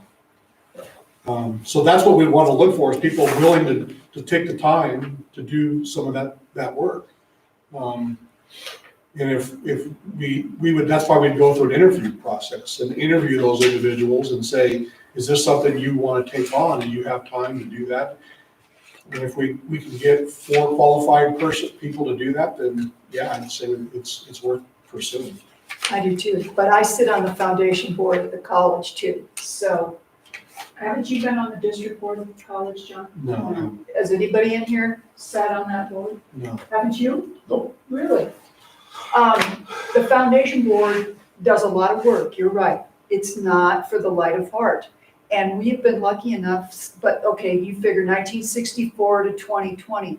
We have a lot of families who have set up annuities for the college, and then they build interest, and we give out our scholarships from the interest earned, and we just keep rolling over the family's money. We don't touch it if we don't have to. This year, we gave $35,000 to upgrade Wi-Fi. It was a necessity. We had to do it. That's why we have that party every year, trying to raise money. Well, this year was kind of a flop, but we did the best we could. It was an extenuating circumstance. But it is imperative for our survival in a rurally isolated area like this. If people don't take the time and get involved and help out, these guys can't do everything on their own, but they can help us and assist us. Yes, we're lucky right now, we're able to afford a director. At some point, the hospital might be able to afford a director for the foundation here. Right. That individual will do all the grant writing and all the contacts and, you know, that type of thing. At least give it a shot. You know, have to Like I stay said, I would be more open-minded. on the board with, if there was some really direct from this board on what their job was supposed to do on that. Right, you And need- I don't want them to just say, No. here's a right. board, roll with it. Like, No. I think there needs to be some We directive. can have They'll have guidelines, bylaws. bylaws. That's what the It's a lawyers are writing up 501c3. bylaws right now, but yeah, we need to have some guidance from this board to that. That's why we need a representative on that board from here. And these individuals are picked from you guys, like you guys. We're gonna select interview those. and pick the other 4 members. So, And before you know it, a dozen years will have gone by and We'll be rolling in the dough. I love But see, the other thing is capital expenditures are, in a hospital come up, so are gonna start coming up in this hospital as our stuff starts aging and gets outdated. And we've been talking about that too, because we're trying to keep money in the budget for those things, becomes more difficult. But are there limitations on a 501(c) to backfill money into the hospital's budget? I don't know. I get, you know what I mean, like, you Not can on only deferred use it for maintenance. this or whatever, I don't know. I don't know Rules and either. stuff. Not that I've seen, and that's why the hospitals, they said you can set it up in 2 different ways. You can set it up through the board and have a person from the board on that foundation. The other way is to set it up independent of the hospital, but then their mission gets driven a different direction. It doesn't stay within. With the One thing too, I hospital. think that if we're gonna do this, then I would be a little bit more apt is to put some sort of a term limit to the people on that board. There is. No, I mean, on, bylaws. yeah, I just, because I know some boards that I agree. get appointed and then the person's on there for For 50 20, years and they right. don't do anything and Right, they don't have to do anything. right. Well, a Because lot they of got put times- on it from another board. Yeah. It just, the board goes stagnant and if they have to actually do something, I think it's productive. Right. Maybe we stagger these guys as year 2, year 3, year 4, year whatever, so then as it grows, we rotate through that one, and maybe that person gets back on that board, but I just think it's important that those positions come open in the community. Yeah, and that was your reluctance of having people wanting to be involved was our reluctance to starting this. And I was really surprised that we had some good candidates that are willing to be involved. And so, you know, from the surface, that's what that looks like. But and if we can't get a board of 4 people, then maybe you're right. Maybe there's not enough interest, but that's what we want to find out, I guess. So what I've suggested in the bylaws, they're about 90% complete. I haven't seen them, but I did suggest a minimum of 3 board members to a maximum of 15, which you guys, it would be up to you to choose how many you want on there or not. The least amount as possible. I would recommend them. Yeah, I think you're right. You want to not get any work done, put a bunch of people I on board. don't think, I thought 3 was too small. Where did you grow up? Right here. Oh my The God. least productive room has the most people. And he is exactly right. Yeah, I agree. No, he's And not. I've heard that from a number of How people, many so. different boards, because nobody wants to do it. But the more people you get in the room, the tougher it is to get a decision. You're right. You're right. I don't know about that. Well, I do. And the problem is, Well, Diane, why as don't you you said, come to is that it's the same people on every board in our community. You hit it on the If head. somebody wants to take my spot on any board I sit on, Yeah, but they're not there, so that's the problem. amen. Amen. So, but So I, we may not even be ready to interview by next month. I thought that might be a little soon even, because we do need to discuss what kinds of things we wanted to do and have that established for them before we start. They're certainly gonna make the decisions within that board to accomplish those things apart from this, and they'll have to be approved by us. But we need to have those conversations, I think. I think that if we want them to make sure they do a fundraiser every year, I think that should be part of the curriculum where Yeah. you need to write 3 grants a year. There needs to be some tangible goals that we can hold them accountable for. You're right. And you guys will approve the bylaws and. So once we get the bylaws and find out what's there, what we need to amend them with, the type of things, those types of things, then I think that's when we can go ahead and interview. So I don't know if even we talked about even doing our interviews apart from this meeting. I think that would probably be a better scenario also, because, Well, because you only got 3 grant cycles a year. right, So the goals for 2020 have got to go into place 2021, because Right. you've got 1 grant cycle left, and that's right. September. And, So And you're probably not gonna get informed in time to do it for this year.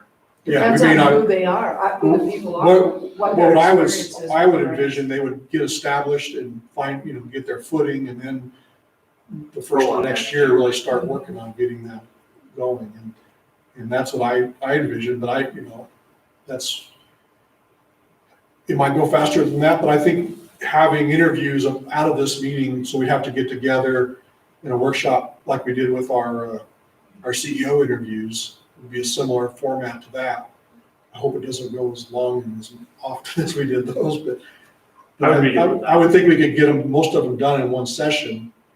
I would imagine, so maybe after next meeting, we can establish that interview time and then bring them in at that time and do. I'm the excited. I think it's a great idea. I hope it's a project that goes forward. Don't wait too long, this interview. That's, I was like, I think we need to call them and keep Well, the people we have. and I like, realize hey, you're one of we're- the applicants, but I You know, I just. don't want to push it off forget either. about I it. just want to be ready, is I guess my concern is being Yes. ready. I don't want us to. And Kyle, when you have everything written up and you're ready on your end, let us know and then we can Yeah, call that in. maybe we can have a workshop for that Sure. instead of having it in our board meeting too. If we get that before our board meeting next month. Yeah. So at some point, we could get together on an evening and work for an hour or so. And Before we leave today, I need everybody's email, so I'll just send you out. If I get them early, the bylaws, and you guys can look them over, and then we can set that up. But yeah, I agree. Do we have an attorney? I'm sure we do. We do. I see you helping write them? Yeah. Okay. We have several. And they're not cheap. so that's what I think that'll be going forward, what we try to do, try to get a meeting together to inform what they will do before next meeting so that we can schedule interviews even before next meeting if we can. We did let everybody know that we weren't gonna do, because on the letter, we said we were gonna interview tonight. We let them know that we weren't gonna interview tonight. We'll go ahead and look through those applicants the next few days and just kind of formulate some questions and some ideas of who you think would be a good candidate. They're all pretty well-known people, with maybe one or two. But if you have any questions, I know every one of them pretty well, Oh, yeah. so. Oh, yeah. I sit on boards with some of these people. They're all good candidates. They're I awesome. think. So let's, So last last thing is, yeah. Last thing is health fair labs. We're trying to accommodate the health fair. We're not doing the full-blown health fair with all booths or anything, but we are going to do health fair labs if the community needs them. April 1st through the 5th, and we're going to do it by the last name. So Monday, it's listed there, and just alphabetically, if they can't make it on the scheduled day or whatever, we're working with everybody. So we're just trying to spread it out so they don't all, everybody doesn't come up at once. But I think it's valuable that a lot of the things, a lot of our routine appointments and everything have been pushed back. People aren't going to the hospitals. And this is one way that they can at least get their routine labs done. And It says April 1st. oh yeah, that's wrong. June 1st. June 1st. So we'll start that next week, 7 to 11. So how do you contact people? So we've emailed everybody that participated in, or not emailed, but sent a letter to everybody that participated last year. And then we also have it on Facebook. If you didn't participate, so you have through Facebook or, okay, My Yeah. Facebook account isn't up and running, but the town shared it on our behalf. okay. And then we can share information from our Facebook, but we can't post anything from our Facebook right now. For reasons I don't understand. Who did you use Facebook or?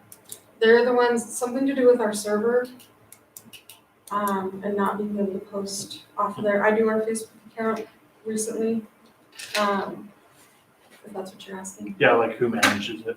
Okay. And we've posted a lot of things on there. We were trying to post every single day. We got on a marketing plan with Jeannie Caldwell from the town, the marketing director. She's been the most helpful, just trying to get information out, but since that ransomware attack, we haven't been able to post anything. We can't get anything on our webpage at the museum either, so it's not just you guys. I mean, Brenda and I, IT is not my area. it's not my gig either, but nothing seems to be working.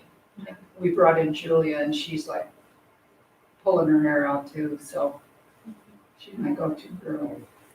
When, do you have any expectation of time of like when we're gonna like release some of the checking in and stuff at the hospital? I know the long term's different, but. Yeah, they haven't, given us any updates on timeframe. I say, I the suspect- CDC or What's our that? governor or? State. The state, The yeah, so when they implemented all the guidelines, and it wasn't a week later, they were here inspecting, we had a state inspection just on COVID. And they went through and they didn't spend much time with administration, they were going through and looking at the end, what administration has relayed to all the employees. They and were Make frontline su- staff. frontline staff, making sure they were complying with all the regulations. So, it stings because I can't tell you a time frame, and I know that's been the gripe from a lot of people, and I hope they lift it soon. They did say that we don't have to require people to wear masks, if they don't answer yes if they answer no to all the questions. Don't have any. Yeah, so they did say just to preserve PPE, they said patients that come in, we don't have to do that, but Employees are still mandated to wear them. And everybody is in long-term care. I'm sorry, what was that? Everybody in long-term care. Oh, yeah, I understand. and when we do open up the long-term care visitors, there's gonna be some pretty strict guidelines. But we're hoping to do that sooner than later. I gave Kelly, Christian a date, but she didn't like it, so. What happens if we decide we want to do it sooner than what everybody else does? It's state mandated Yeah, for we're not, long-term we're care, not going so to do it sooner. I was just giving Kelly a hard time. I was just telling her I was. I mean, what happens if you do? They'll shut pull us our down. license. They could close their doors. So. I'm an anarchist, so Well, I hate the government. We like getting That's not citation just free here. surveys. It's everywhere. It's I've been to in the last month and a half. It's not just here, it's every facility that I've been to in the last month and a half. What stinks is they set all these guidelines for the 200 bed facilities, and things like that, and then we have to comply with those as well since we have the long-term care. It's one size fits all. Right, and it doesn't always work that way. There's not common It's sense in the It's the government, same with our education system. Yeah. so. It's so screwed up, some people should be shot over it. Is that it then? Any more questions So for there- Kyle? Talking about releasing prisoners so they don't spread COVID, but they're gonna arrest healthcare workers that don't wear masks and Or a fine restaurant them. opener, a restaurant owner that opens Yeah. his restaurant, Yeah, feeds family and employees. But I encourage you, if you have any questions or, you can come see me. My door's mostly open, It's better to send me a text and set up a time or something. But just drop in if you have questions or concerns. You can email me. It's kwren, KWREN @rdhosp.org. And I'll write that down for you. But yeah, we try to be as transparent as we can, so. I'd just like to make a comment for the, I've been very critical of the hospital a few months ago, and the attitude I see tonight is so much different than what I saw last fall, and I just want to compliment you guys for that. Also, I like the idea, looks to me like you are looking at expenses, trying to hold your expenses down. I see some people that are resigning, and you're not replacing, you're infilling.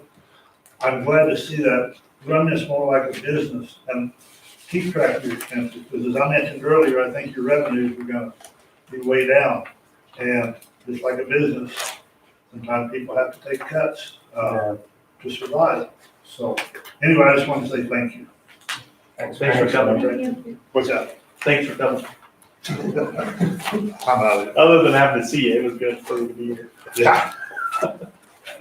So this is an information thing that I compiled to help Wrong door, Frank. more YouTube, and There's a lot of doors, sorry.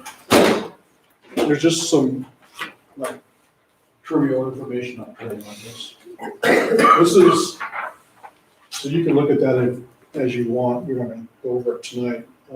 This is also a little pamphlet on critical access hospitals, which we are designated a critical access hospital. Took me a long time to try to figure out what that meant, so you can use that to look at it to see.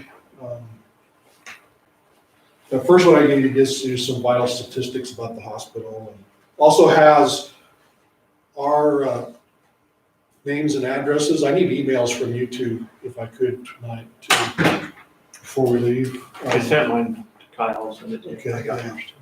So I sometimes email stuff out to you. Do you have a cell phone? If you don't use It's the it. 2000s, everybody has a cell phone. Diane even has a cell phone. Yeah, I got a new one. This is what I I have a want to, number. before we go into our executive session, I want to go over this really quick.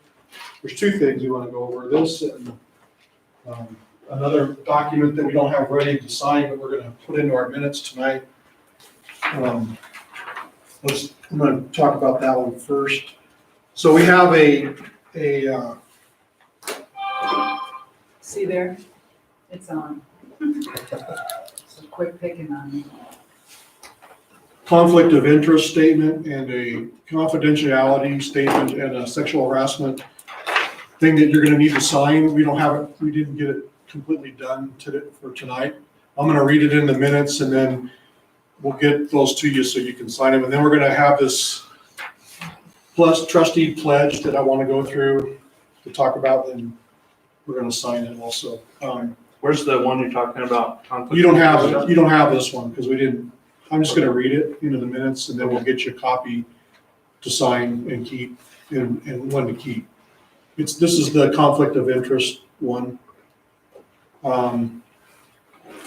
So, we should have made copies of this. Do you want me to go make copies? Yeah, why don't you do that, we'll talk about the other one, why don't that be done? I gotta pick up my letters off the floor. So the trustee pledge meeting code of conduct Oh, is. Diane, I'll get this later. That's all right. I'm sorry. I'm listening, John. Okay, it's something we got, we went to a Colorado Hospital Association World Hospital Conference in March, and got a lot of really good information. And this is one thing that I got from that I thought was really helpful. We had talked about it at the conference and went through this, and they talked about us, hospital boards in particular, need to make sure that their members have an understanding of how they're supposed to operate. This is supposed to help guide us in that. So let me, I don't want to read the whole thing, but we'll just kind of go through it a little bit. Refrain from micromanagement on focus on strategic leadership policy, not on administrative and operational detail. We need to understand the distinction between a board member and the executive team of the hospital, where we hire the CEO, he is our employee, but we're not the CEOs of the hospital. And we need to make sure we go through him when we have issues that somebody may come to us with issues, or we see things that we think should be made attention to. We need to go through the CEO and not to other executive branch members or staff members. So that's the first one. Attend board meetings and committee meetings regularly be prepared to discuss, debate, and deliberate all matters of importance of the business board. So it's important to be here. You get 3 unexcused absences or you're off the board. That's the SDA rules. I think most of you know that already. But if you call, let us know, for whatever reason you're not going to be here, but it's important. And we usually have pretty good attendance at these board meetings, so that's not usually an issue. Share my point of view, but do not dominate the discussions. Be respectful and courteous and debate, but do not shy away from difficult or contentious issues. That's always been not an issue here also, but I think everybody feels comfortable sharing their concerns, and we need to be courteous and respectful. Fully support the decisions of the majority once a decision has been reached, even if I'm not if I'm in the minority. I think this is really important. If we do come to this majority decision, all of us need to be supportive of that. Be inquisitive, ask any questions. I will say on that, I was like, I believe that in the public, we can be supportive of a board decision, but in here, we don't necessarily have to be. But you, All this on is the a same public page. meeting also. Well, I agree, but I'm more than okay to voice my No, opinions differently. And open respectfully meeting, and, so. within the confines of the debate, I Yeah. agree with you Okay. 100%. Be inquisitive. I don't, you shouldn't even have to put this one in there, I don't think. Sorry. Ask questions. And I think this is important. So don't feel like a question's a dumb question. I think that's really important. We need to understand what's going on. Keep the board discussions and decisions confidential unless directed to solicit community feedback on specific topics. Obviously, our meetings are open meetings, but we do have executive session meetings that are confidential. We need to be careful of that. Take all the opportunities to be a good ambassador. I think this is important. We are ambassadors for the hospital also. We need to be out in the public advocating on the behalf of the hospital. Be a continuous learner and look for opportunities to stay abreast of current topics, trends, health care delivery, and policy. I think it's really important. If you just get on the internet and do searches for rural hospitals, you learn a lot. You really do, and learn what kinds of problems the rural hospitals are facing. Look at the legislative session. Fortunately, this COVID thing kind of halted a lot of stuff, but there's a big issue in our state right now that we need to be paying attention to on it concerns how we're being paid. And not just from the state, but from insurance companies and everything else. And they're trying to basically price fix everything, so everybody gets the same amount of money from everybody. The problem is, the problem with that is rural hospitals don't have the volumes that big hospitals, and they're using the model of big hospitals for this thing. And we need to be paying attention to those types of things. So again, I encourage you to check into those. I can't remember what they call that. Kick-off or No, the public option. public option, that's what they call it. Conduct myself in ethical, moral, and legal manners at all times. Celebrate the joy of caring for and the role I play in the mission of the hospital. I have enjoyed my time on this hospital board immensely. It does get contentious once in a while. We do have hard discussions sometimes, but we need to enjoy what we're doing here too. So I would appreciate it if you guys would sign this as a pledge that you will follow these guidelines. The confidential, you pass that out. We don't need to, I would encourage you to read through that. We're gonna have it ready to sign by next time. We felt like the fourth, Did you sign your copy? I'm going to right here. Okay. I got mine. I'm gonna sign it, yeah. Sure. Sure. In the code of conduct for board members, we're gonna change the name of that a little bit and make it more of a conflict of interest, confidentiality agreement. And it also has a sexual harassment item in there. We felt like that was important to be in there, but the fourth item in the back on this is redundant of what we just signed here, so we left that part out. We did want to cover confidentiality and conflict of interest and sexual harassment, only because, This is our homework for the next meeting. yeah.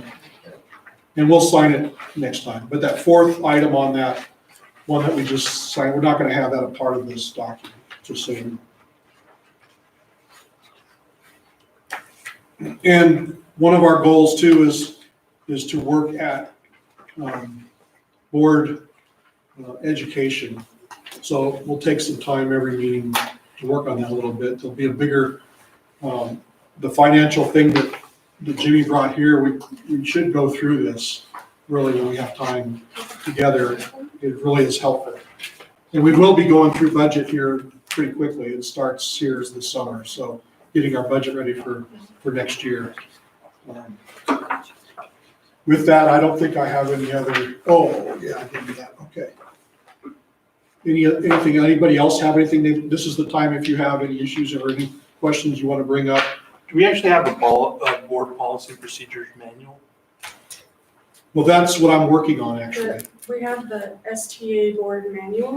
Is that what we kind of go off of? Yeah. Uh-huh. But what I'm starting to develop, I have a blueprint of a manual, just like your, a governance manual. Mhm. And this first part that I gave you is part of that. I still haven't got the rest of it. I'm working on it. Okay. I would like input, and I will talk to you guys about that as we go along, some input on how we can do that. Okay. So this is the one that I gave you. I think it's in your pile down there. Okay. It just has all the state and federal regulations for Okay. special district codes. Okay. We don't have like an adopted one at the No. desktop. Okay. Other than what the state's given us now. And I want to start working on one. I think we should have one. I think it will be real helpful, especially for newcomers. And then going forward, you know, as we develop our board, our new board, I want us to work together to have a really cohesive, good board. So, Also, if we do develop the foundation, they'll have to have bylaws and policy and procedures Right. going I think forward that's what from the, Kyle's working on. from the, yeah. I've already submitted conflict of interest, whistleblower policy, and what was the other one? I know those two for sure, but I've submitted policies to the lawyers and they're reviewing them. cool, good for you. So we do have an executive session, but one thing before that, I just remembered on my desk here is, we did award a scholarship to Susan Gillard. Does anybody know who that I is? saw your video. Yeah, Oh, you you did did? good. I was proud of We you. didn't have a graduation, so we present this scholarship every year to applicants who are looking to be in healthcare, and so hope she does well. I hope so. It's the second Gillard we've given this. She's a leader and a role model. She'll be fine. Do we have an employee handbook? Like our employees get? Could I get one of It's those? online. It's online, okay. Mhm. On the Remember webpage? that's what they hacked in. That's what they hacked into, so it's probably everywhere now. Everybody's got it now. Also, if you're interested, there is a hospital email that you can use. I use a hospital email to keep it separate from my personal email, and you have access to Oh one. God, I can't do that again. I If you have desire. so many emails like So that. the benefit of this, we're school. required to set it up. And the benefit and the thought process behind it is anything on our network with our emails is encrypted. Oh, okay. Anyway, I use a hospital email, and you guys can get one, or you can use your personal email, whatever you want. Have you guys run into any issues with following the rules and procedures of the state with emailing and those kind of things? I know at the town, we've had a few issues where a group emails considered not following the rules. of Right. So you Open can, meeting procedures. one person can send out an email, but if people start responding to it, I have to have a copy of all of it for our records. Is it public? Is it Yes. public at that point? So, Okay, I just think that's kind of an important thing. Yeah, The benefit of a hospital email is you can see if I send it out to all staff or if I send something out to, I can just include all board members and it goes out to you guys too. How do we get that email? I'll set it up. set up with IT, they'll set it up with you. Yeah. So most of that will be taken care of tomorrow after you were sworn in, Okay. sworn in. Okay. So. But I would encourage you to get one if you can, or want to. With that, I entertain a motion to enter into executive session. If you'd read the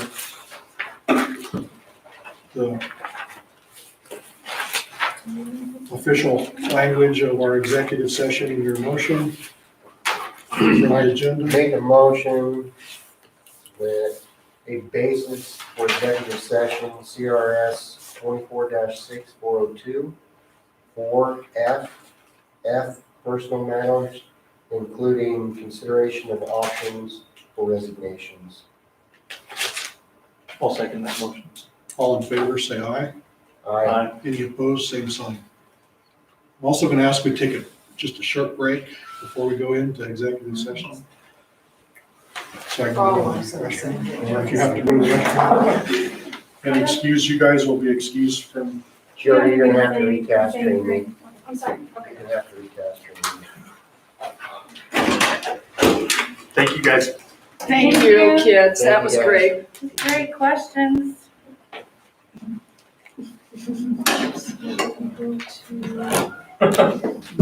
Just go over to B.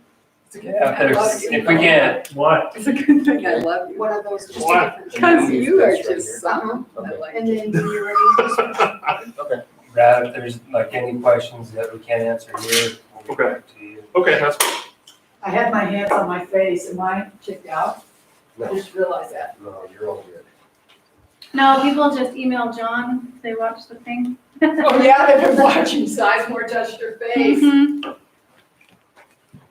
at all this Yeah, well- food. Is that chocolate cake? Yes. Have a good night. thank you. You do. Say hi to Susie and tell her congrats. Oh, I I will, think you thank did it on you. the screen, don't Oh you? my God, look at that. I don't know. stuff. Just hit stop. And Brad, I can give you some more information on the decisions and everything about the Senior Life Solutions or something. Okay. When I stop down there. All right, no big deal. And it's actually a really good deal. No, it doesn't look like it.